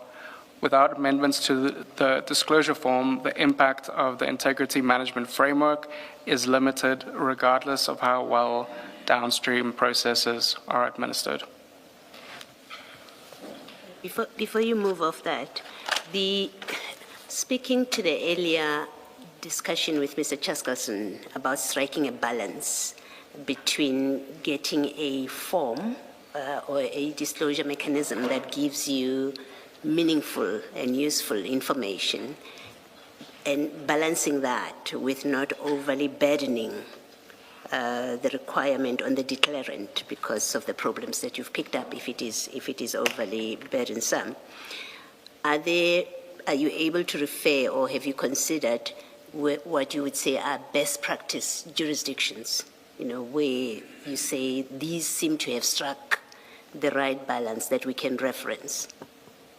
I think it's an excellent question. And so the package that we've shared, this goes into a lot of those questions of looking at good international practice, the graphs we've just shown on what the kind of standard approaches to specific issues. So a lot of those would be considered in these additional documents to understand exactly what good practice is internationally. But I think an important point to emphasize is that it always has to be context specific and driven by the issues that a country faces. So the first graph that we looked at on the question of family members, we saw, for example, that in high-income countries, they don't have this kind of disclosure requirement. And that might be the case because the level of corruption and the kinds of challenges that they deal with don't necessarily warrant that kind of level of disclosure and invasion of privacy. And so these issues should always be tailored to your specific context, to your specific challenges, the scale of the corruption issue that you have in a country. One of the documents that we've included in the package, it's titled, let me confirm that for you so I get it right.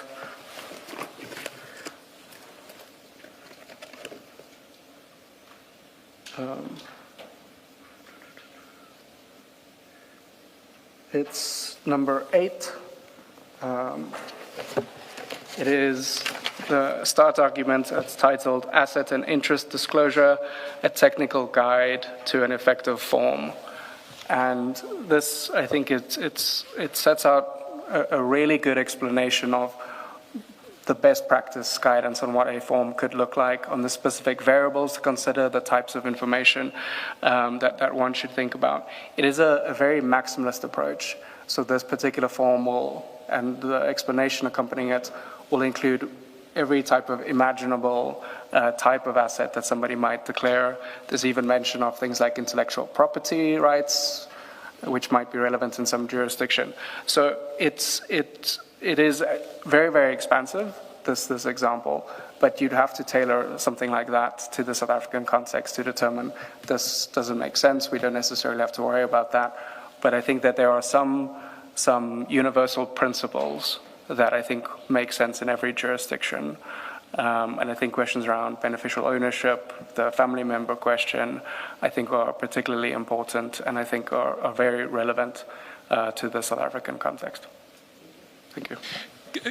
Can I also just ask you to speak specifically to the STAR document that looks at financial disclosure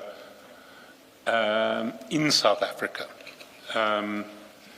which is a document that possibly, I mean, a lot of it highlights our the problems of our form, but it is looking at a form in the context of our specific country. It's published a couple of months ago, May 2026, and it's at page 311.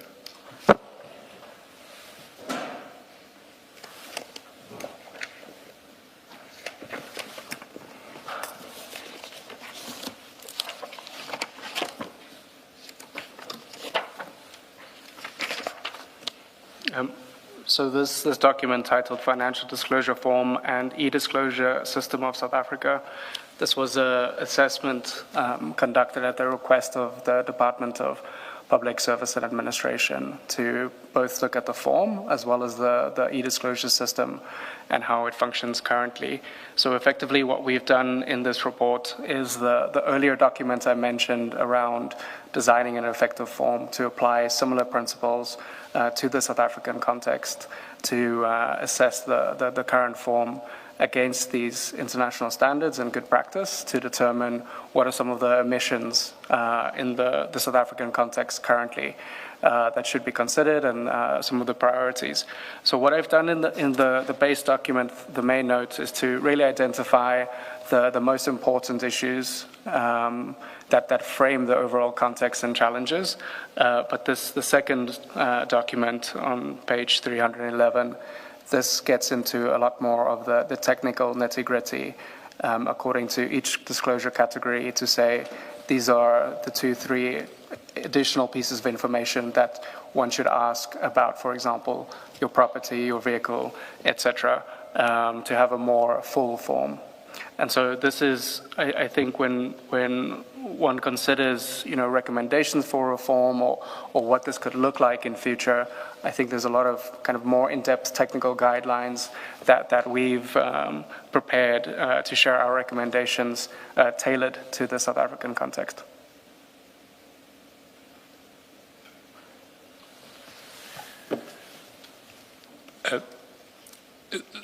If we move off the form... We should, sorry to interrupt. We should not forget that Dr. Schoeman was to read the whole of 25, and I assumed even the sub-paragraphs. But please continue with your point, Mr. Shaskalsi. No, we have actually reached the end of 25. Yes. Must have been asleep. Apologies. But to move off the form itself and then to the institutional and operational framework, assuming you get the form right, you still need institutional framework that will respond to the information in the form. And this is the issue that you address from page 23. And maybe if you can... Let me ask a question that I think goes to weaknesses and which I think is relevant to what you have dealt with already. Some officials can be quite astute in hiding their wealth and can fill in their disclosure forms in such a manner that no suspicion is raised. In such a case, and absent blanket lifestyle audits, what would trigger a review that may culminate in a lifestyle audit? I'm asking this because it is crucial that such officials should not fall through the cracks. It's a very good point. So in the South African context, but also in international experience, one of the issues that can trigger a more substantive investigation, such as a lifestyle audit, is, for example, a whistleblower complaint or, say, an intradepartmental complaint that they suspect that there is maybe something suspicious happening with an individual that might warrant a more substantive investigation. But this is also a core part of the verification process and why verification is so important. An official may lie on their disclosure form, and we would want to detect that. And part of the reason why I focused so much on the e-disclosure system and the question of integrations with existing databases is around how we can effectively measure the disclosures against the truth and verify that it is accurate and what they state there is correct. So in that verification process, if there are either discrepancies that come out that might warrant an investigation, but beyond that, good practice is to also consider additional investigations or complaints that may arise, or you might, in a case where you verify a disclosure and it's entirely correct, but there are some red flags that raise suspicions, and it might be a case of somebody having a very large financial means that you might question why is that? The form is entirely correct, but why is this person able to afford so much? Maybe that is something that then warrants further investigation. And so you can use a risk-based approach. We touch on this in the same document I mentioned previously on the e-disclosure system around using a risk-based approach to determine where to prioritize your resources for these kinds of reviews, for the lifestyle audits. And in a context like that, you can identify certain priorities. So you say, for example, if somebody is in the senior management service, that's a high-risk function. If somebody is in supply chain management or a financial officer, that's potentially higher risk, and so we should apply more scrutiny. But you can also, using kind of an algorithmic approach, you can say if somebody has a certain type of asset, for example, cryptocurrencies, we might consider that being high risk. If we were to reach a point where you start applying, for example, machine learning, you might start learning specific profiles where, based on past experience, you know that if a disclosure form looks a certain way, they have these types of assets or they have this level of income beyond their means. That is a classic example of, a high-risk situation. So we could reach a point where you start taking into consideration these additional indicators to identify red flags that then might be the basis for triggering a more intensive investigation or audit. Ms. Jaskowski? Thank you. I have a question that is directed at you. I don't know if Dr. Skuman is able to answer.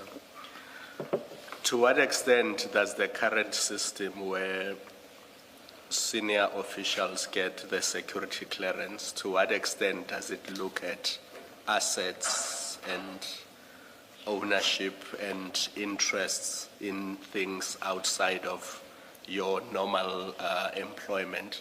To what extent does it cover the very concern that Chair raises? I can't answer that question because I don't know the details of it. It's supposed to do some form of lifestyle audit. The details of what is done, we haven't yet established, but we will. And then, Dr. Skuman, my follow-up question is there any reason why, in respect of the senior generals, there cannot be this external verification of the disclosure forms? So something short of the audit, because it costs 30 to 50,000 per individual. But all the forms submitted by senior generals, they have an external verification mechanism to look for those things that chair says, they might complete it, but leave out a lot of detail that makes it difficult for an ordinary person to see that actually this is not a full disclosure. I think this is a very good question. So the way these disclosures are currently verified for the SMS is through the Public Service Commission. So there is a program that leads on anti-corruption and integrity, and there's a unit that would do all of the verifications for the senior management service across the public service. And they would be your first line of verification that would look at the forms. I think the challenges that you mentioned, that this doesn't necessarily lead to anything right now, I think it's twofold. I think the first challenge is, as I've mentioned, some of the gaps in the disclosure forms, and how that leaves some deficiencies in areas that we might miss, the blind spots. I think the second aspect of it is, I think the current approach is largely about assessing compliance. Have people submitted their forms? Is it verified that the property that is mentioned is the same as the deeds registry? Is it the same as the NATIS system? Is it the same as the company's record? So I think the current system in its approach is not yet geared up to more substantively identifying the red flags that one would need to consider to determine whether more substantive investigation is necessary. And I think that's also, and I speak to this in the weakness of the institutional framework, I think it's also an issue of what kind of capacity we're using to verify these disclosures. So I mentioned within line ministries, it's an ethics officer. In the Public Service Commission, they have this unit that verifies these disclosures. But it's not necessarily that these people are investigators or have, strong training in anti-corruption. That's not to say that they have no training. I know that they do. But the kind of capacity that is needed for properly verifying these disclosures and for turning, red flags into an investigation, I don't believe is there just yet. And I think that's reflective in the results that we see, that all of these forms are verified and it turns up nothing. Sorry. Are you carrying on from this topic? Well, it does link to that topic, but... Please go ahead. But it's leading into a whole new section, so I think I'll ask your question. Let me ask my question then. The e-disclosure system, you've stated that it pulls data from the two systems, the three, I think you say CIPC, in the NATIS and the Deeds Office for verification. Now, I'm mindful of the shortcomings that you say come with manual verification.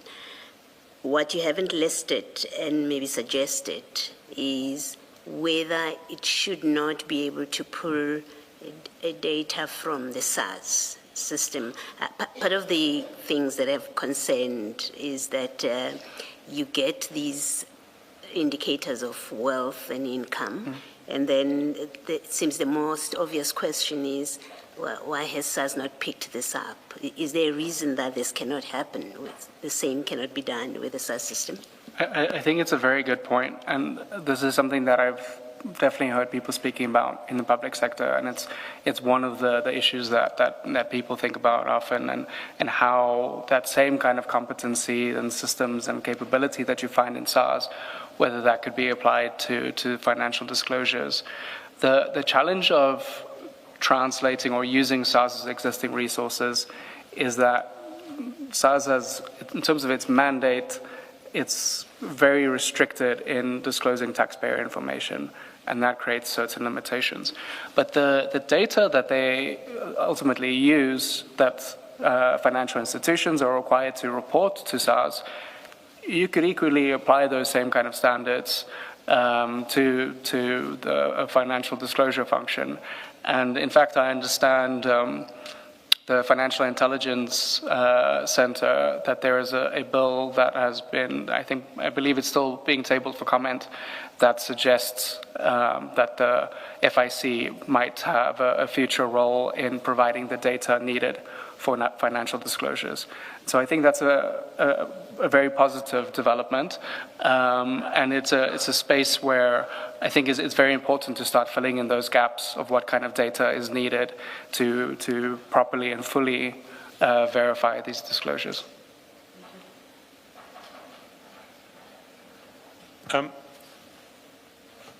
I think building on your answer to Commissioner Kumalo's point,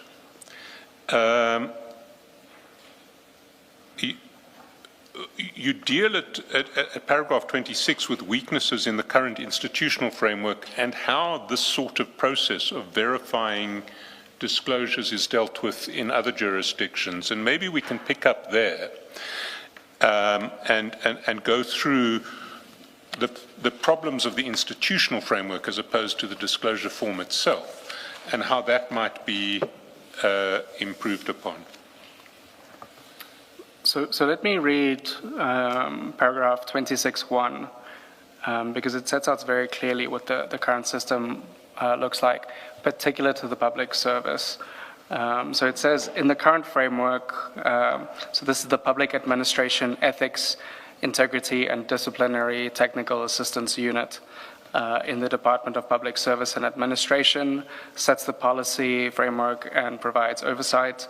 The Public Service Commission verifies financial disclosures and identifies conflicts of interest, which are then referred to line ministries.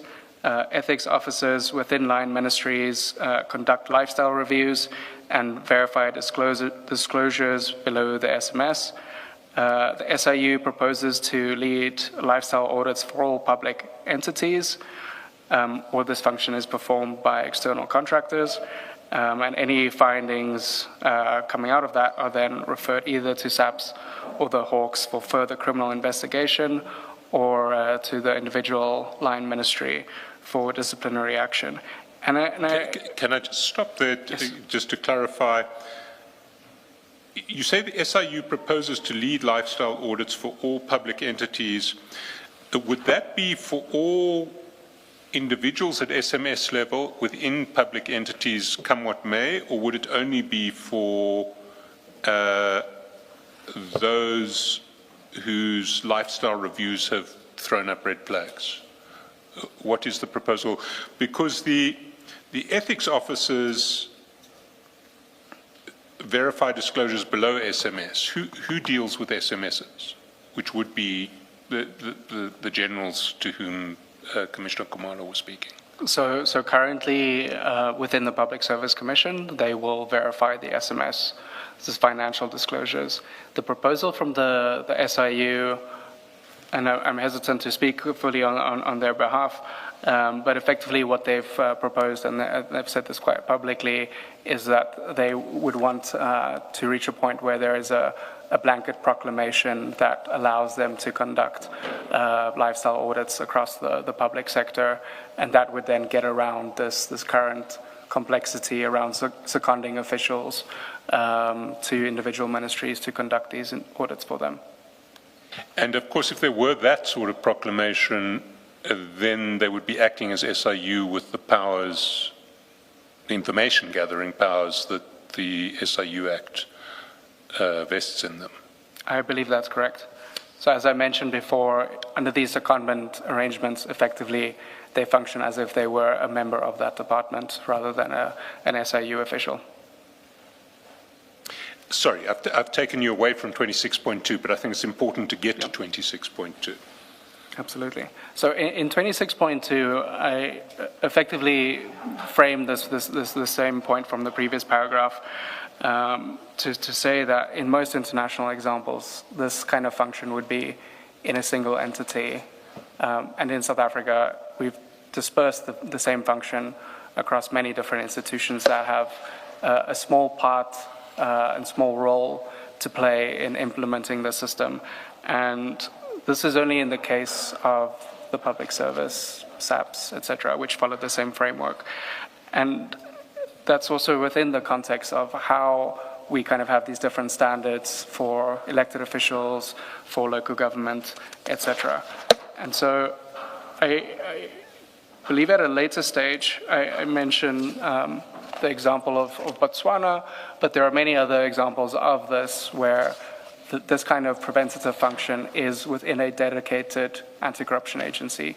It is seen as a single cohesive function because all of these different aspects of collecting disclosures, of setting the form, of verifying, of doing the follow-on investigations, all of these go hand in hand. And when you have this long chain of handing over responsibility effectively from one official to another, or one institution to another, you risk breakdowns in the chain if any of those institutions can't follow through on their specific function.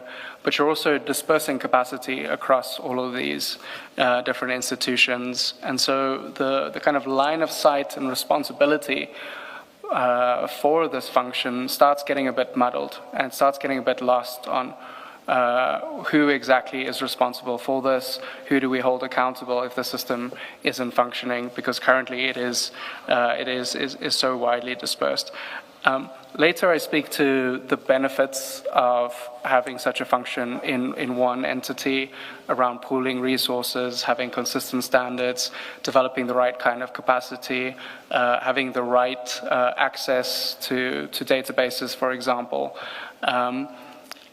If we speak to the issue around privacy concerns, for example, if one were to introduce access to individuals' financial records, would we be more concerned if there was a dedicated anti-corruption agency that had access to these records, or if, I think it's 42 national departments and 97 provincial departments, if each of them had a unit with access to these financial records and these kinds of privacy violations. So the reason why I mention that is that I think it's important that whatever entity has this kind of responsibility, they need to have a level of accountability, they need to have the access to the right resources, they need the capacity to perform this function correctly. Because as I've stated throughout, this is a whole value chain that connects to one another. And as soon as you have weaknesses in one area, it starts collapsing. Now, just to pick up on that point, you mentioned it, in fact, in your statement, as opposed to your report, that you've done research for the National Anti-Corruption, is it NACAC? It's, That's correct. I forget what the second A stands for. The National Anti-Corruption Advisory Council. Advisory Council. Now, the NACAC report has recommended the creation of an Office of Public Integrity. Now, presumably that recommendation is ever implemented, one of the functions of that office would be the centralized administration of, well, disclosure form assessment and investigation flowing from disclosure forms. Would that be correct? So let me back up for a moment and speak to the work with the National Anti-Corruption Advisory Council, or NACAC. So I had engaged with NACAC over the course of their term. So they were appointed in 2022, I believe it was August. They ended their term August 2025. And so we had a relatively light level discussions with them for a long time. up until the last 6 months or so of the council's term, at which point their ideas started crystallizing around what this Office of Public Integrity would look like. And in our discussions with them, I think it became clear that I don't think that they had fully considered the financial disclosure function as being part of the preventative architecture or something that should be considered within a dedicated corruption prevention agency. And so upon realizing that, we had offered to write this research report for them. I believe it's in the package. I can't see it right now. But effectively, and this report was also published as part of the Council's final report to the President. There's a section on corruption prevention, and we wrote this to basically explain what corruption prevention concept entails as a concept, and to identify some of the core gaps currently in the broader corruption prevention architecture. So that goes beyond financial disclosure. It also looks at corruption risk assessment and kind of corruption proofing, so to speak, of going into entities, looking at their processes, why it's not working, what are the vulnerabilities, and then helping them to rebuild those institutions. And so I think with NACAC's final recommendations, I think at the point where we had gotten involved and shared our views on this potentially being a function for a dedicated agency, I think their recommendations were largely cooked already, that they had already had their ideas and plans. And so we came in at a very late stage to provide this kind of recommendation that financial disclosures might be one of the areas to consider for Office of Public Integrity. But I think it's something that makes a lot of sense to centralize this kind of function, to include it within the context of the broader corruption prevention landscape. And we've provided some recommendations elsewhere as well on what we envision or what we recommend a dedicated corruption prevention agency could look like. And that would include functions around financial disclosure, conflict of interest management, on corruption risk assessments. It could potentially include vetting if that's something that makes sense within that context. And so putting all of these related functions into one entity so that you can pool these resources and ensure that there's line of sight and clear accountability for corruption prevention. And now, in paragraphs 27 and 28, you've already touched on most or many of the issues that you deal with there, which point to the problems of the current decentralized regime. Is there anything you would want to just amplify in those two paragraphs? So I think an important point to emphasize in paragraph 27, and 27.1 in particular, around the role of ethics officers, that this is a role that has a dual mandate, both to advise on disclosures and to verify those same disclosures. And so there's a potential conflict there in terms of independent scrutiny. And the reality is these are also officials who are based within a ministry. And so these would be your colleagues that you're being asked to verify their disclosures to determine whether they're engaging in potentially corrupt conduct, right? And I think within the South African context, the known issues around capture, around the victimization of whistleblowers, I think these issues raise significant concerns around having this kind of responsibility placed within line ministries. I think this potentially exposes them to significant pressure to look the other way. The reality of being in a space where you're being asked to verify your colleagues' disclosures, I think is potentially quite a risky environment for these types of officials. But the ethics officer role itself, I think, is important to emphasize that in many cases, this isn't necessarily your only function or your primary function. These are officials that are often designated to be the ethics officer in addition to their day-to-day activities. So they might be somebody who is a human resources practitioner who now also has this responsibility to advise on ethics, to do ethics training, and now to also verify these disclosures. So the training that they're coming with wouldn't necessarily be on anti-corruption issues, and it might not be the case that they're necessarily fully equipped to be able to do this with the level of scrutiny that we would ideally want from something like this. Then in 28, again, you make certain observations about the weaknesses of the current system. Several of them we've already addressed, but 28.1 and 28.2 we haven't. I wonder if you could read those. Sure. So 28.1 says, once an official leaves the department, the jurisdiction of the ethics officer ends, meaning that an ongoing investigation can simply be evaded by moving to another part of government. And this is not theoretical. This does happen. And 28.2 says, even in cases where the SIU is seconded to conduct lifestyle audits, their recommendations for further investigation or disciplinary action are ultimately given to the head of department to consider and take forward or ignore.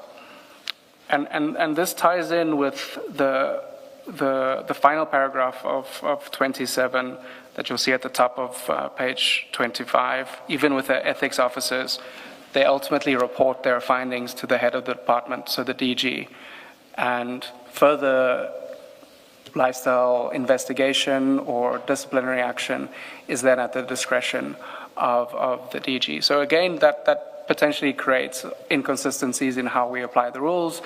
Again, can create challenges with conflicts of interest. It might be that this official themselves are implicated in the corrupt network. And so, again, I think it strengthens the argument for why you need some level of arm's length scrutiny, both to verify, but also to later apply your sanctions to determine what kind of additional investigations are needed. Although centralizing would probably be much better, but I already foresee the possibility of those coming from the central point being bribed by those who are being investigated or on whom the audits are being performed, with the result that nothing will happen, at least in respect of some individuals. That cannot apply to everybody across the board. I think it's a perfectly fair comment, and I think it speaks to some of the debates that we often have in the South African context around what anti-corruption architecture should look like. Is it one central agency? Is it a number of different agencies? And I think generally recognizing the history of state capture, I think that there's, in many cases, there is acknowledgement that there is that risk, and that a more diffuse model makes sense, but it's a more diffuse model where we still have clear responsibilities to say that this is the entity that does investigations and prosecutions.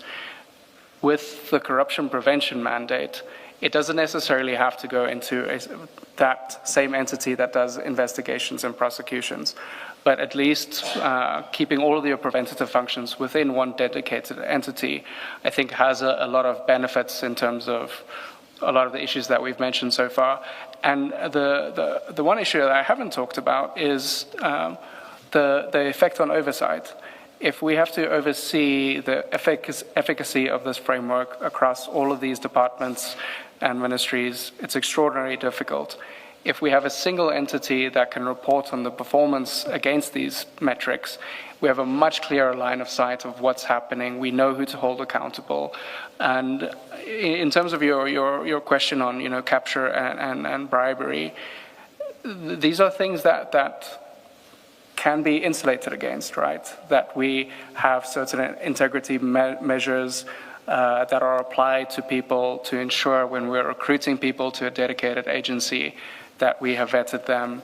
We ensure that the head of this authority has sufficient independence, etc. And so I think those concerns around, bribery, etc., it's equally applicable to any corruption function, right? And I should not be understood to be saying this should not necessarily be a solution, not at all. Surely we must come up with solutions. We cannot throw our hands up.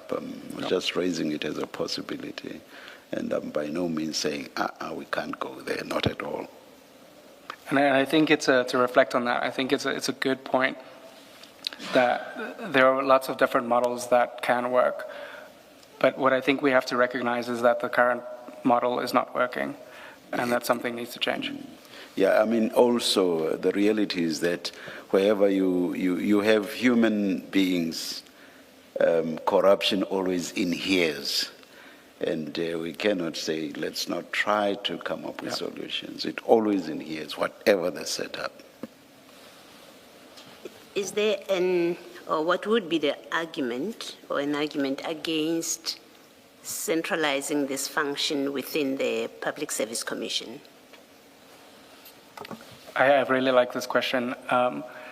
One of the challenges with putting all of these mechanisms within the Public Service Commission is that the Public Service Commission's mandate only extends to the public service.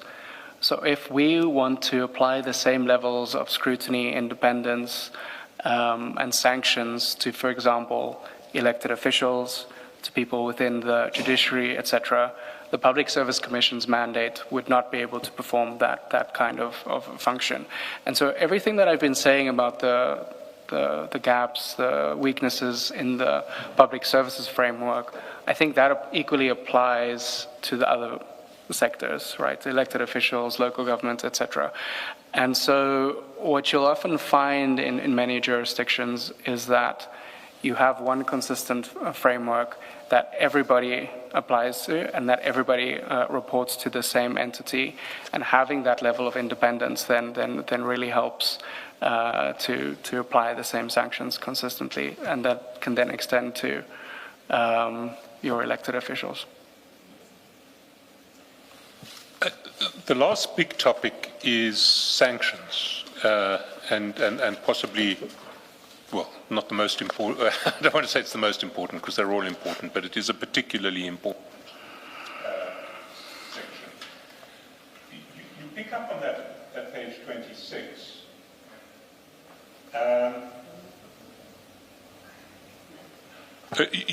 You pick up on the issue of sanctions at page 26. And,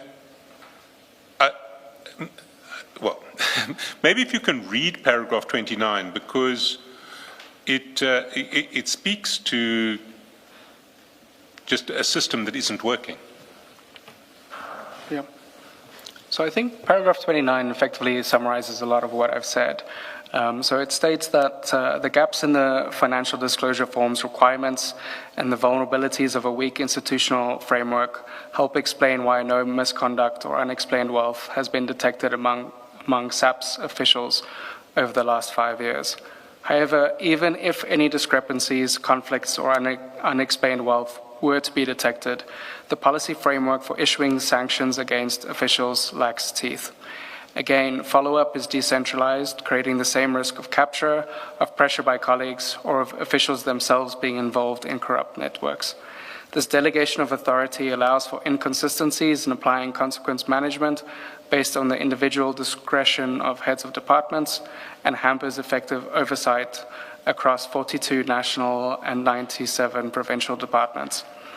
This undermines the persuasiveness of the regime, as officials can get away with discrepancies even if detected.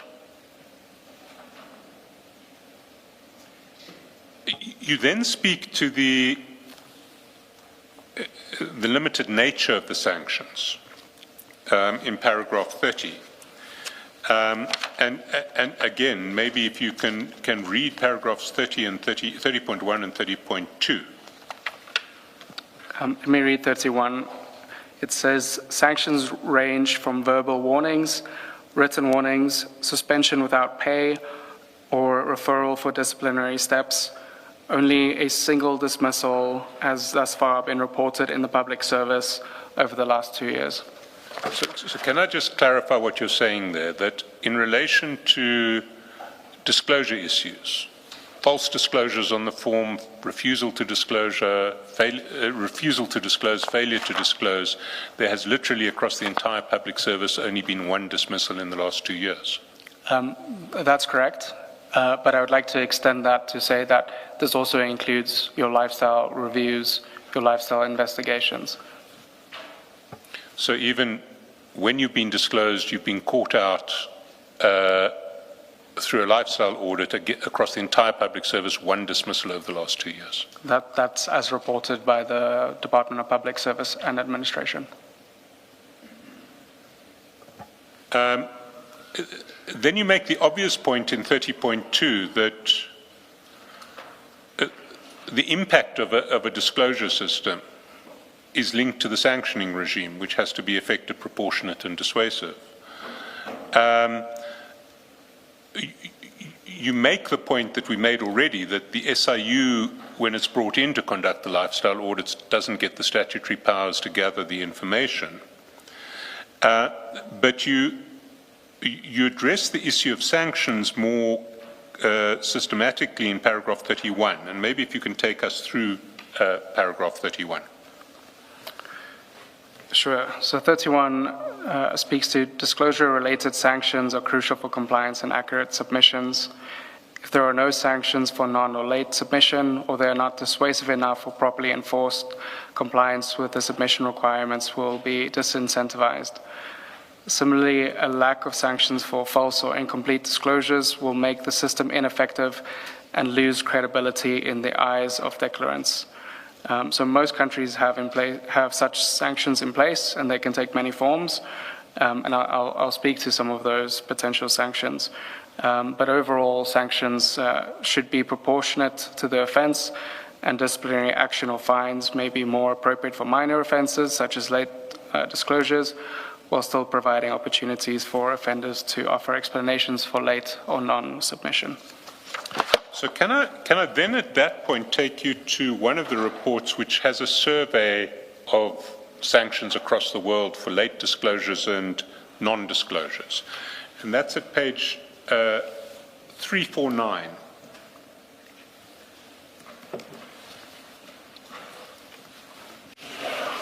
And at 349,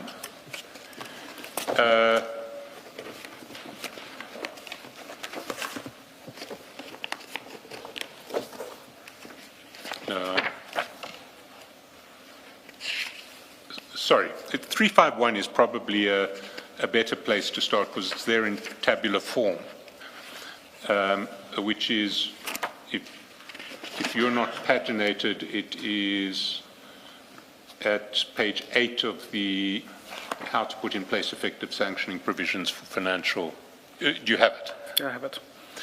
So, is there anything? I mean, this table essentially speaks for itself. It tells you what the penalties in other jurisdictions are for late submission or non-submission. Is there anything you'd like to highlight there?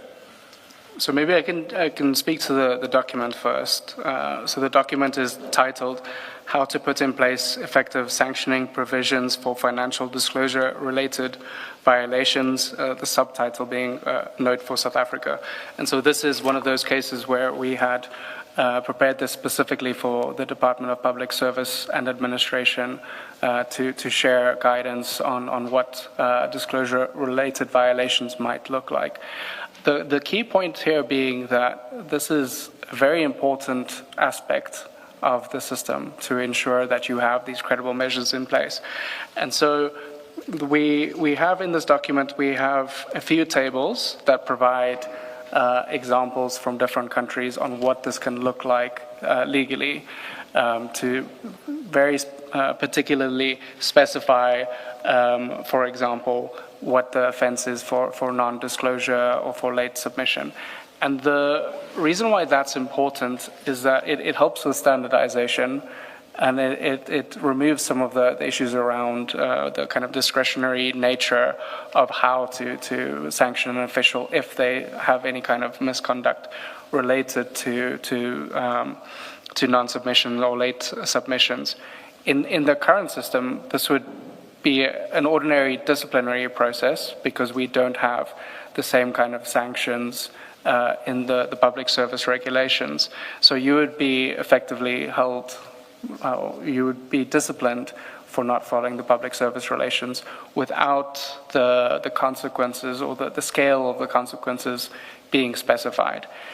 So the effect of that is that as a public official, you don't know how you get punished or whether you would be punished if you don't comply with the rules.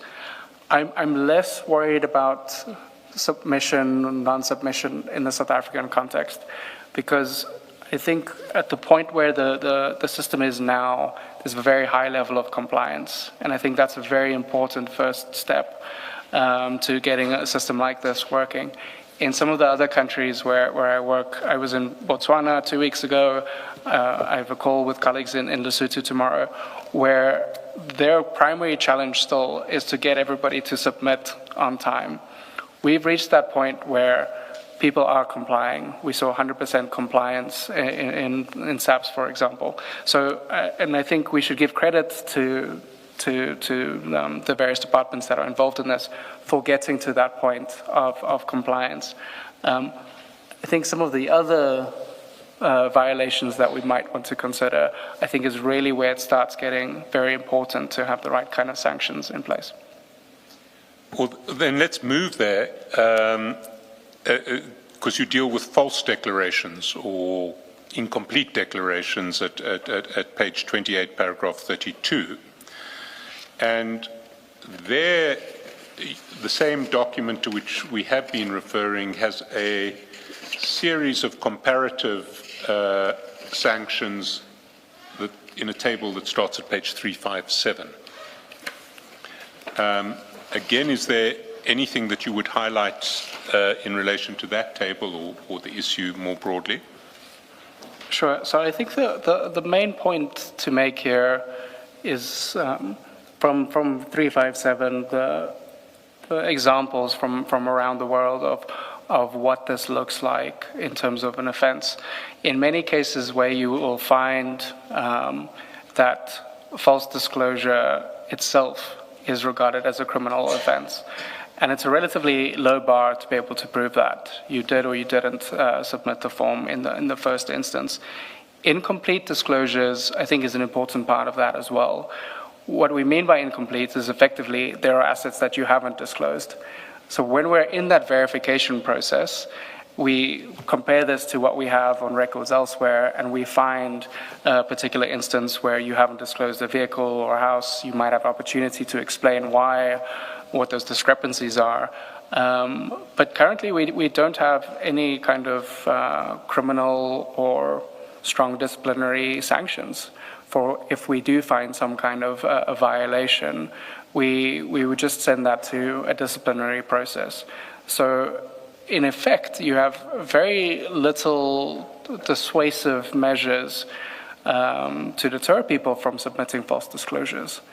You know that if you were to lie on your disclosure form, perhaps the worst that can happen to you is that you go through a disciplinary process, and it might trigger an investigation coming out of that to start looking into the criminal conduct. And so I think it's a really important part of closing the loop on all of this to ensure compliance, to ensure that the forms are accurate as well, to support the downstream processes.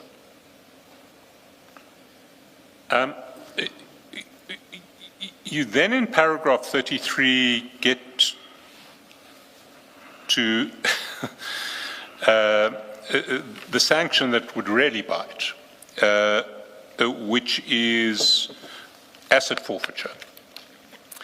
And you describe broadly the prospect of asset forfeiture linked to disclosure regimes.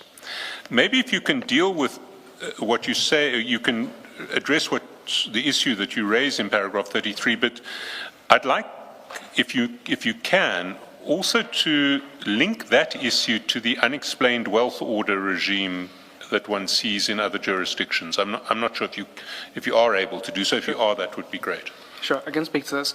So one of the common instincts is that where you have this kind of, where you come across unexplained wealth, that this in itself, illicit enrichment, should be a criminal offense. The reason why I caution against this is you have to recognize that once you turn this into a criminal investigation, that then uses a certain amount of resources that is then being focused on proving criminal conduct for merely just for unexplained wealth. And you can end up in a state where you put so much resources in just investigating this kind of crime that you lose sight of the bigger issues, the grand corruption schemes, the issues that really matter and that are the most important. So the suggestion here is that rather than going through a process where you need to criminally prove the unexplained wealth and then as a result of that get the confiscation order, a more efficient process would be to introduce legal mechanisms around non-conviction-based confiscation. So essentially what you then have is the disclosure form as your first line of evidence. This is what an official has said they have. If you do the verification and you uncover something that has not been listed, you have a very easy case to be able to say they did not disclose this, that was against the rules, and then you wouldn't have to prove the underlying criminal intent. And so the evidentiary bar is much lower, but it has a much faster effect in terms of sanctioning officials and therefore a much stronger deterrent effect. And the second part of why I say this shouldn't necessarily be a criminal offense is that I think we should also recognize that our court processes are sometimes much slower than we would want. And clogging them up with this kind of offense to prove criminal conduct for unexplained wealth is perhaps not the best approach.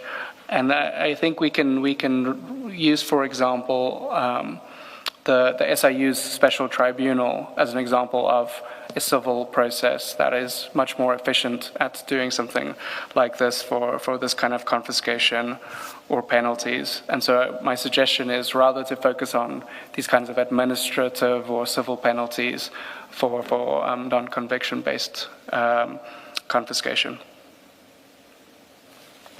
There is in existence a dispensation that's not pegged on specific crimes, and but it goes through the court system. It's not administrative, and cases in that context are instituted by the asset forfeiture unit. But although I do not remember the specifics now, I was last engaged in those sorts of cases when I was still in practice. So it also gets rid of the need to prove a specific offense. But I think there should be some, if I still remember the criteria, there should still be some underlying criminality. But you don't have to prove a specific offense for forfeiture to then follow. Right. Yeah. Just a comment. I'm not sure. I mean, you must choose to answer this or not. But if it's within your expertise, but it does. I mean, picking up on the chair's issue, our asset forfeiture regime currently depends on some proof, albeit on a civil standard, of underlying unlawful activity. There are other jurisdictions that have created an add-on which is based on what are called unexplained wealth orders, where an authority can issue an instruction or an order for you to explain wealth that can't necessarily be directly linked to criminal activity, but can't be explained with reference to legitimate income. And then those regimes make provision for forfeiture in the absence of a reasonable explanation. It seems to me that in this context, a legislative amendment along those lines may well make a lot of sense, because if someone can legitimately explain the origins of their wealth, in circumstances where, well, you have the disclosure history which you can point to and which might found good cause to issue an unexplained wealth order. If someone can explain the wealth, they may have a separate problem explaining why they didn't disclose it, but if they can explain a legitimate source for it, then it won't be forfeited. But if they can't, then it would be, and that would be a huge, a very powerful sanction in this context. I'm not the expert and I'm not the witness, but these are my views, and I'd be interested in your response. But I think you're exactly right. I think what you've just described, this is what I mean by a non-conviction-based confiscation, that you would use the same kind of principles, just as you've articulated.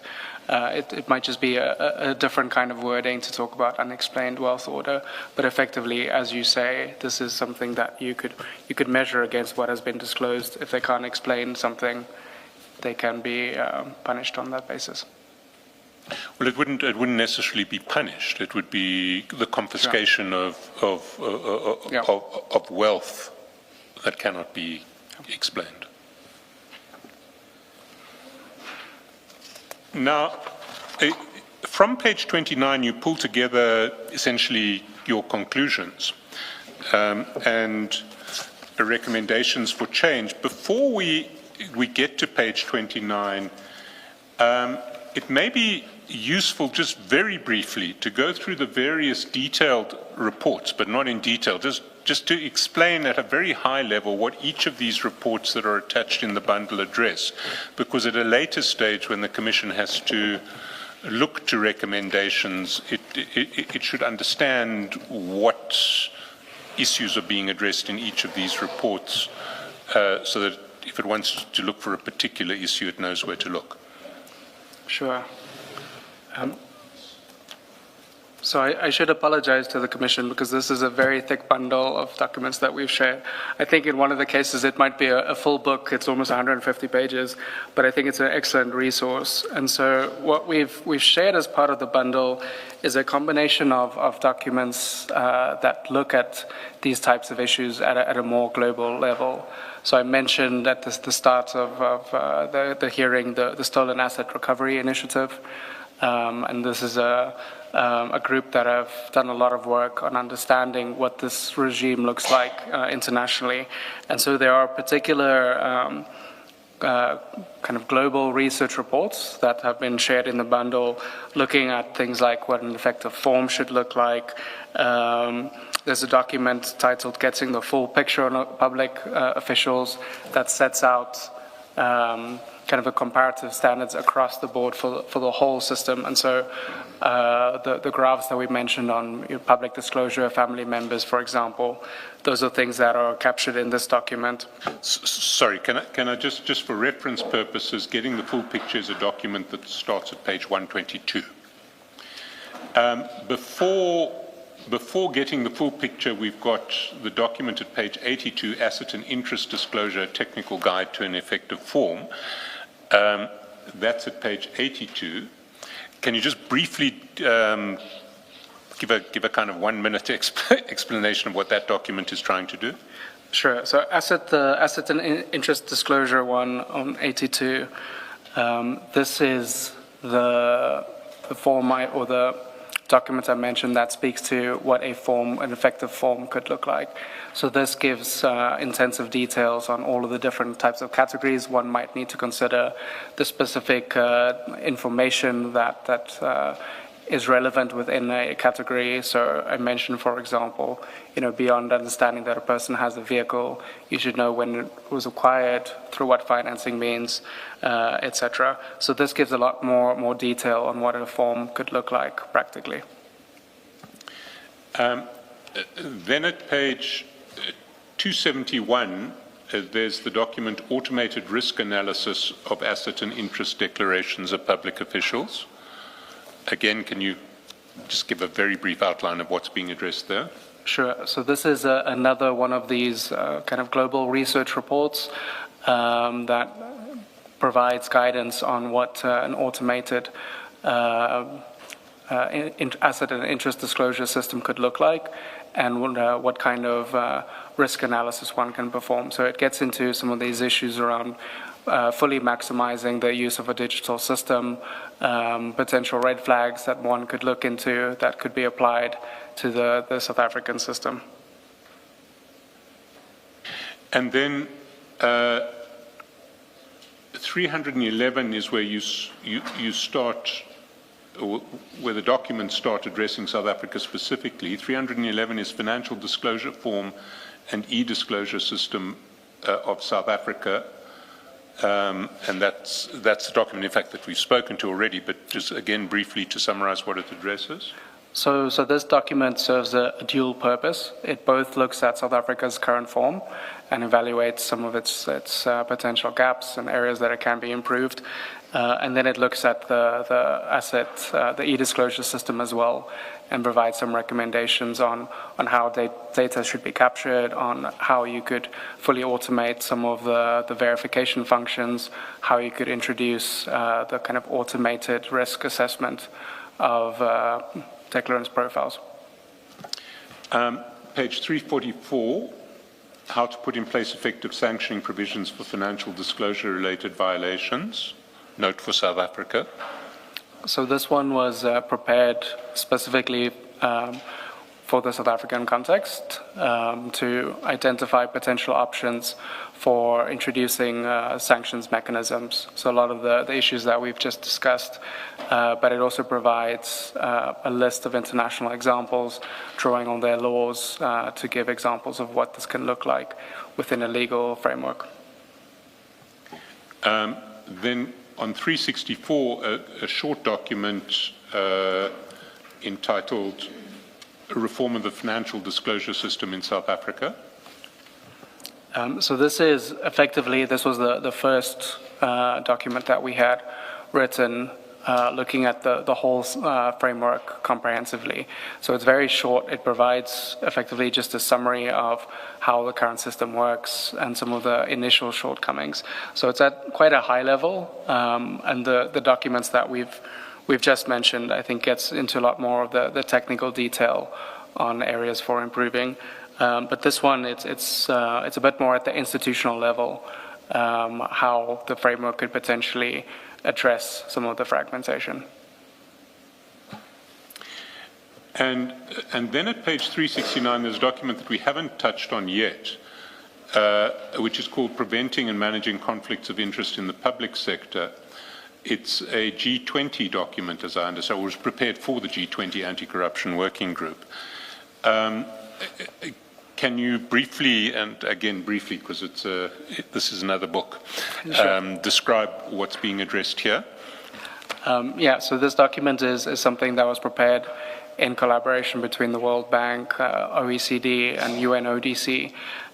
So it provides a lot of good practice guidelines on some of the issues we've discussed today that extend a little bit beyond financial disclosure. So looking at how you can go about preventing conflicts of interest, policies around receiving gifts, incompatibilities, and by incompatibilities I mean, for example, limitations on officials being allowed to run companies on the side, conducting other remunerative work.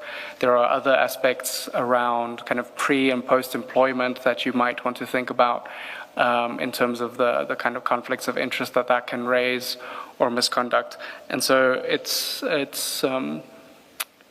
I think, a good guide in terms of some of the issues that one might want to consider within the broader corruption prevention framework, integrity management, that goes beyond financial disclosure in a narrow sense. I mean, one of the issues that we haven't talked about is that as things stand, the disclosure form itself seems not to address,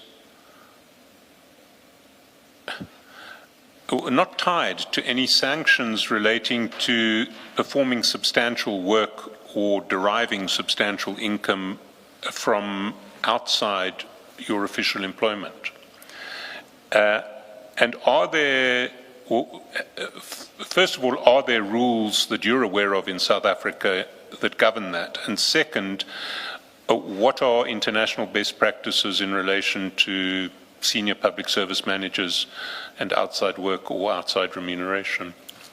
Sure. So there's a few issues here, and maybe let me start with the question of conflicts of interest.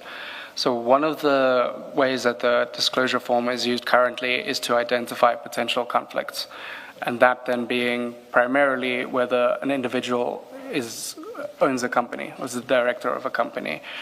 And in the current system, the main way for verifying that there is no conflict is to determine whether that company is on the central suppliers database.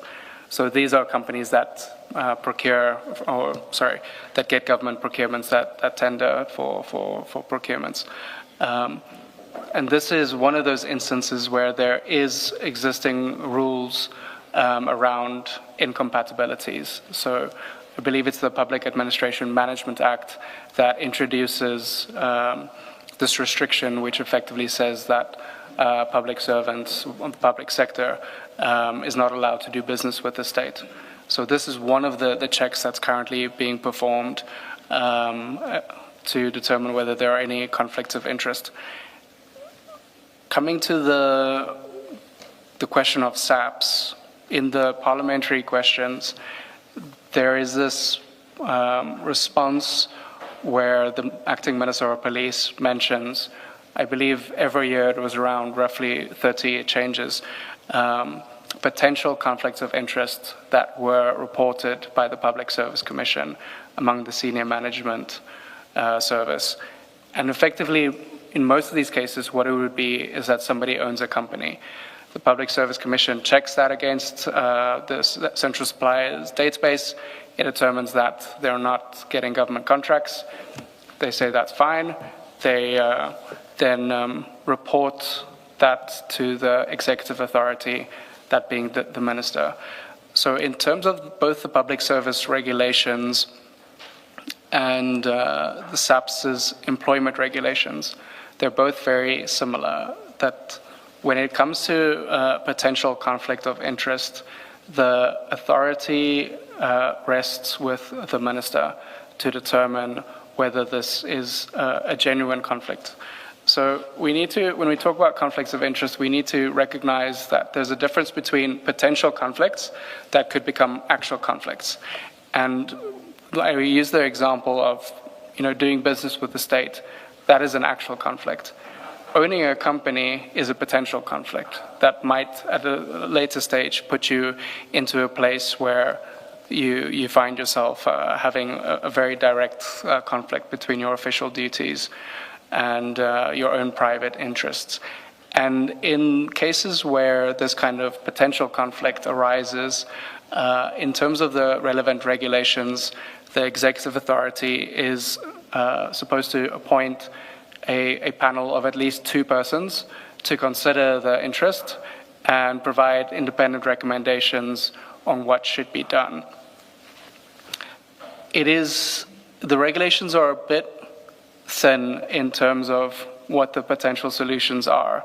So it leaves it open to interpretation to the individual line ministries to determine how to deal with those conflicts and how to manage them. What you'll find in a lot of other jurisdictions is that they will set out the different kinds of measures so that there's a lot more consistency to say, under these conditions, the individuals should divest from their interests, or they should give up their position in the public service, or potentially, move to another department where the conflict doesn't arise. So I think you need to be a bit more specific around how to manage these conflicts. But again, the same issues that we have with having these verifications, having the lifestyle reviews decentralized, the same issues apply to conflict of interest management. It is discretionary. There is little oversight in terms of how this is handled down the line. But then speaking to the question on international practice and what this looks like in many other places, is that you would have much higher standards in terms of prohibitions on civil servants engaging in business, not just with the state, but in business more generally. So if I can use Poland as an example, in terms of their regulations, a public sector employee is not allowed to hold more than 10% of interest or shares in a company. And so that helps diminish some of those potential conflicts of interest. In other cases like Japan, they have restrictions which mean that as a public sector employee, you're not allowed to be on the board of a company, you're not allowed to be the director of your own company. And so it creates much kind of higher standards for what kind of outside interests you're allowed to have in the first instance. And there are a few reasons why you'd want to do that.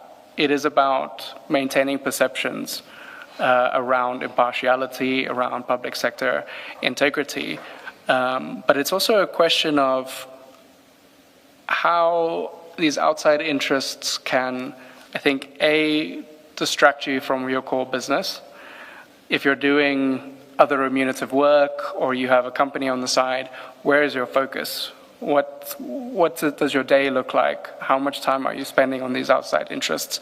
But B, also, what are the risks related to having these additional interests? Are they being used to funnel bribes and turn them into seemingly legitimate income? And I think that is one of the major risks around having these kind of these rules where you allow individuals to have outside business interests beyond their public sector role. Thank you very much.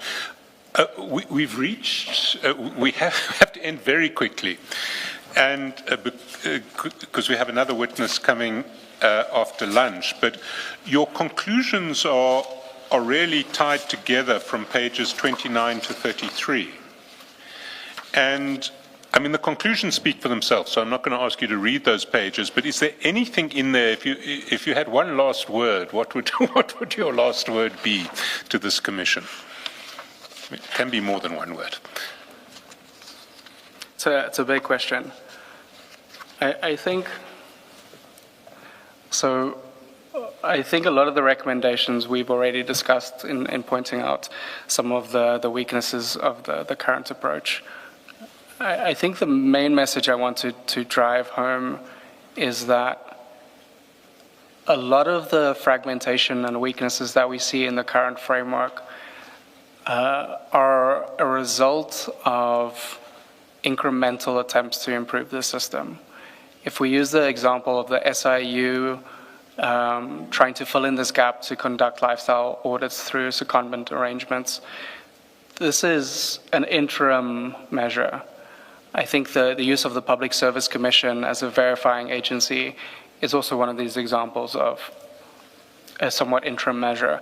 And so I think the system in its current form has reached the limit of incremental improvements and has reached a point where you need the more substantive overhaul of how these functions are dispersed, of what the mandate looks like, what kind of powers are needed.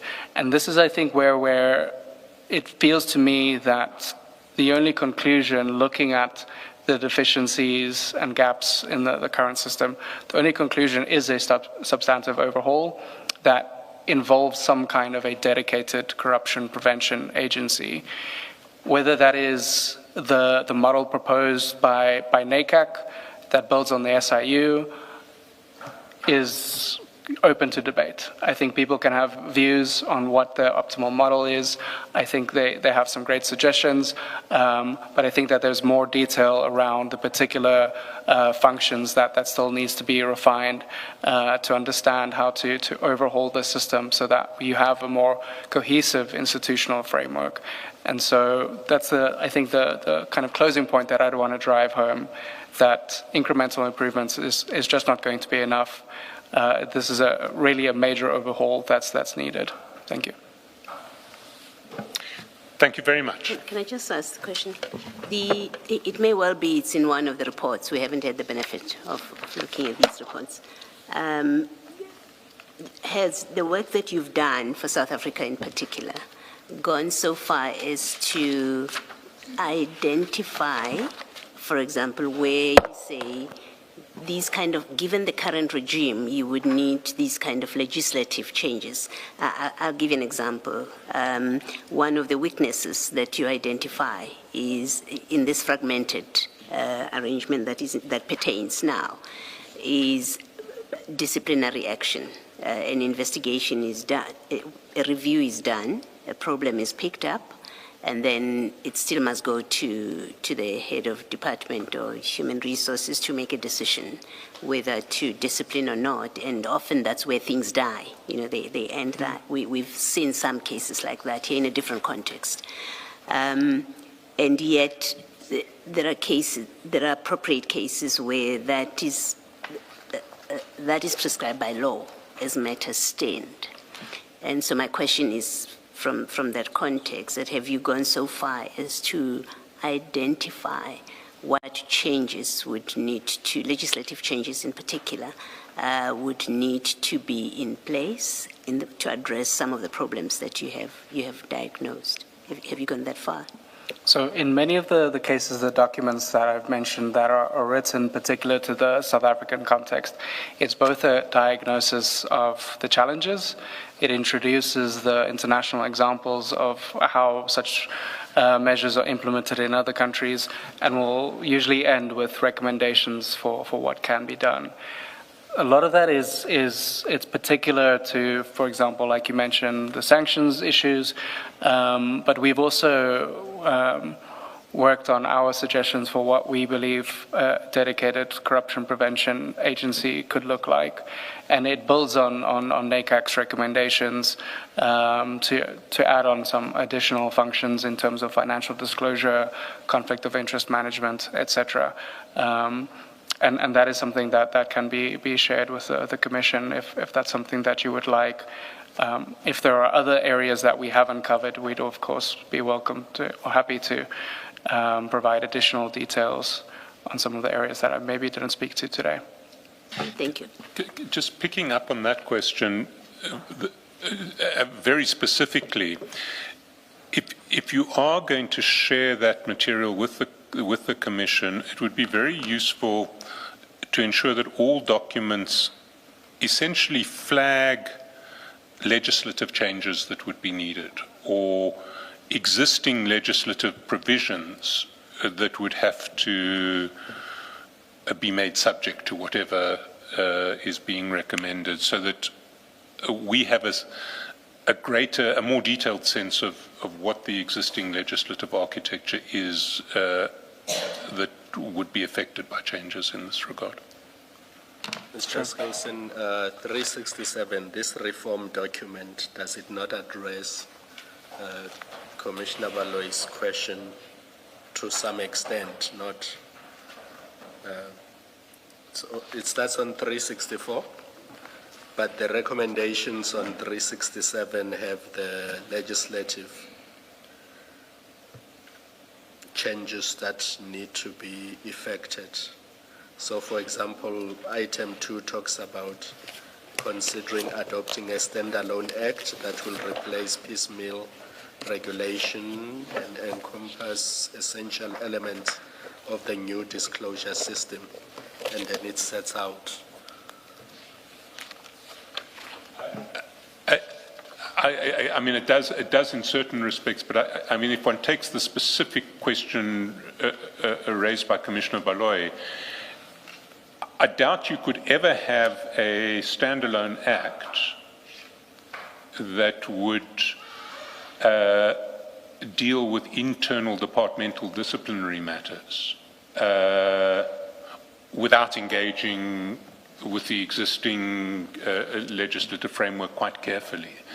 And it may be that the standalone act won't focus on departmental discipline, it will focus on criminal liability, asset forfeiture. But if it is going to engage departmental liability,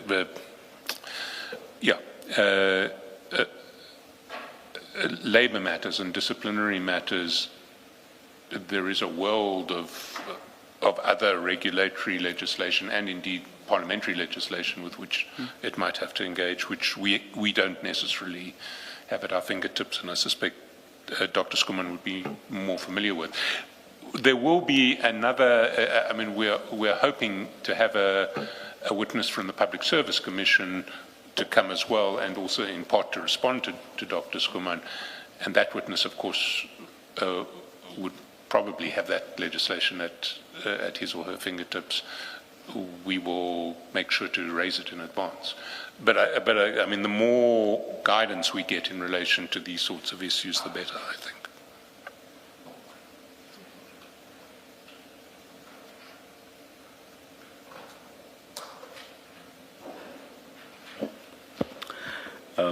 The next witness that Mr. Chaskalson referred to is, or rather, not a witness. Yeah.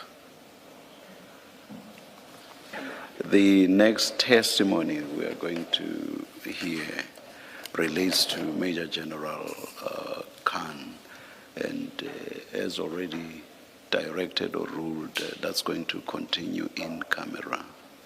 Let's adjourn. Oh, thank you very much, Dr. Skuman. You are the first witness I've forgotten to thank. Apologies for that. Many thanks. That's all right. Thank you for having me. And we resume at 9:30 tomorrow.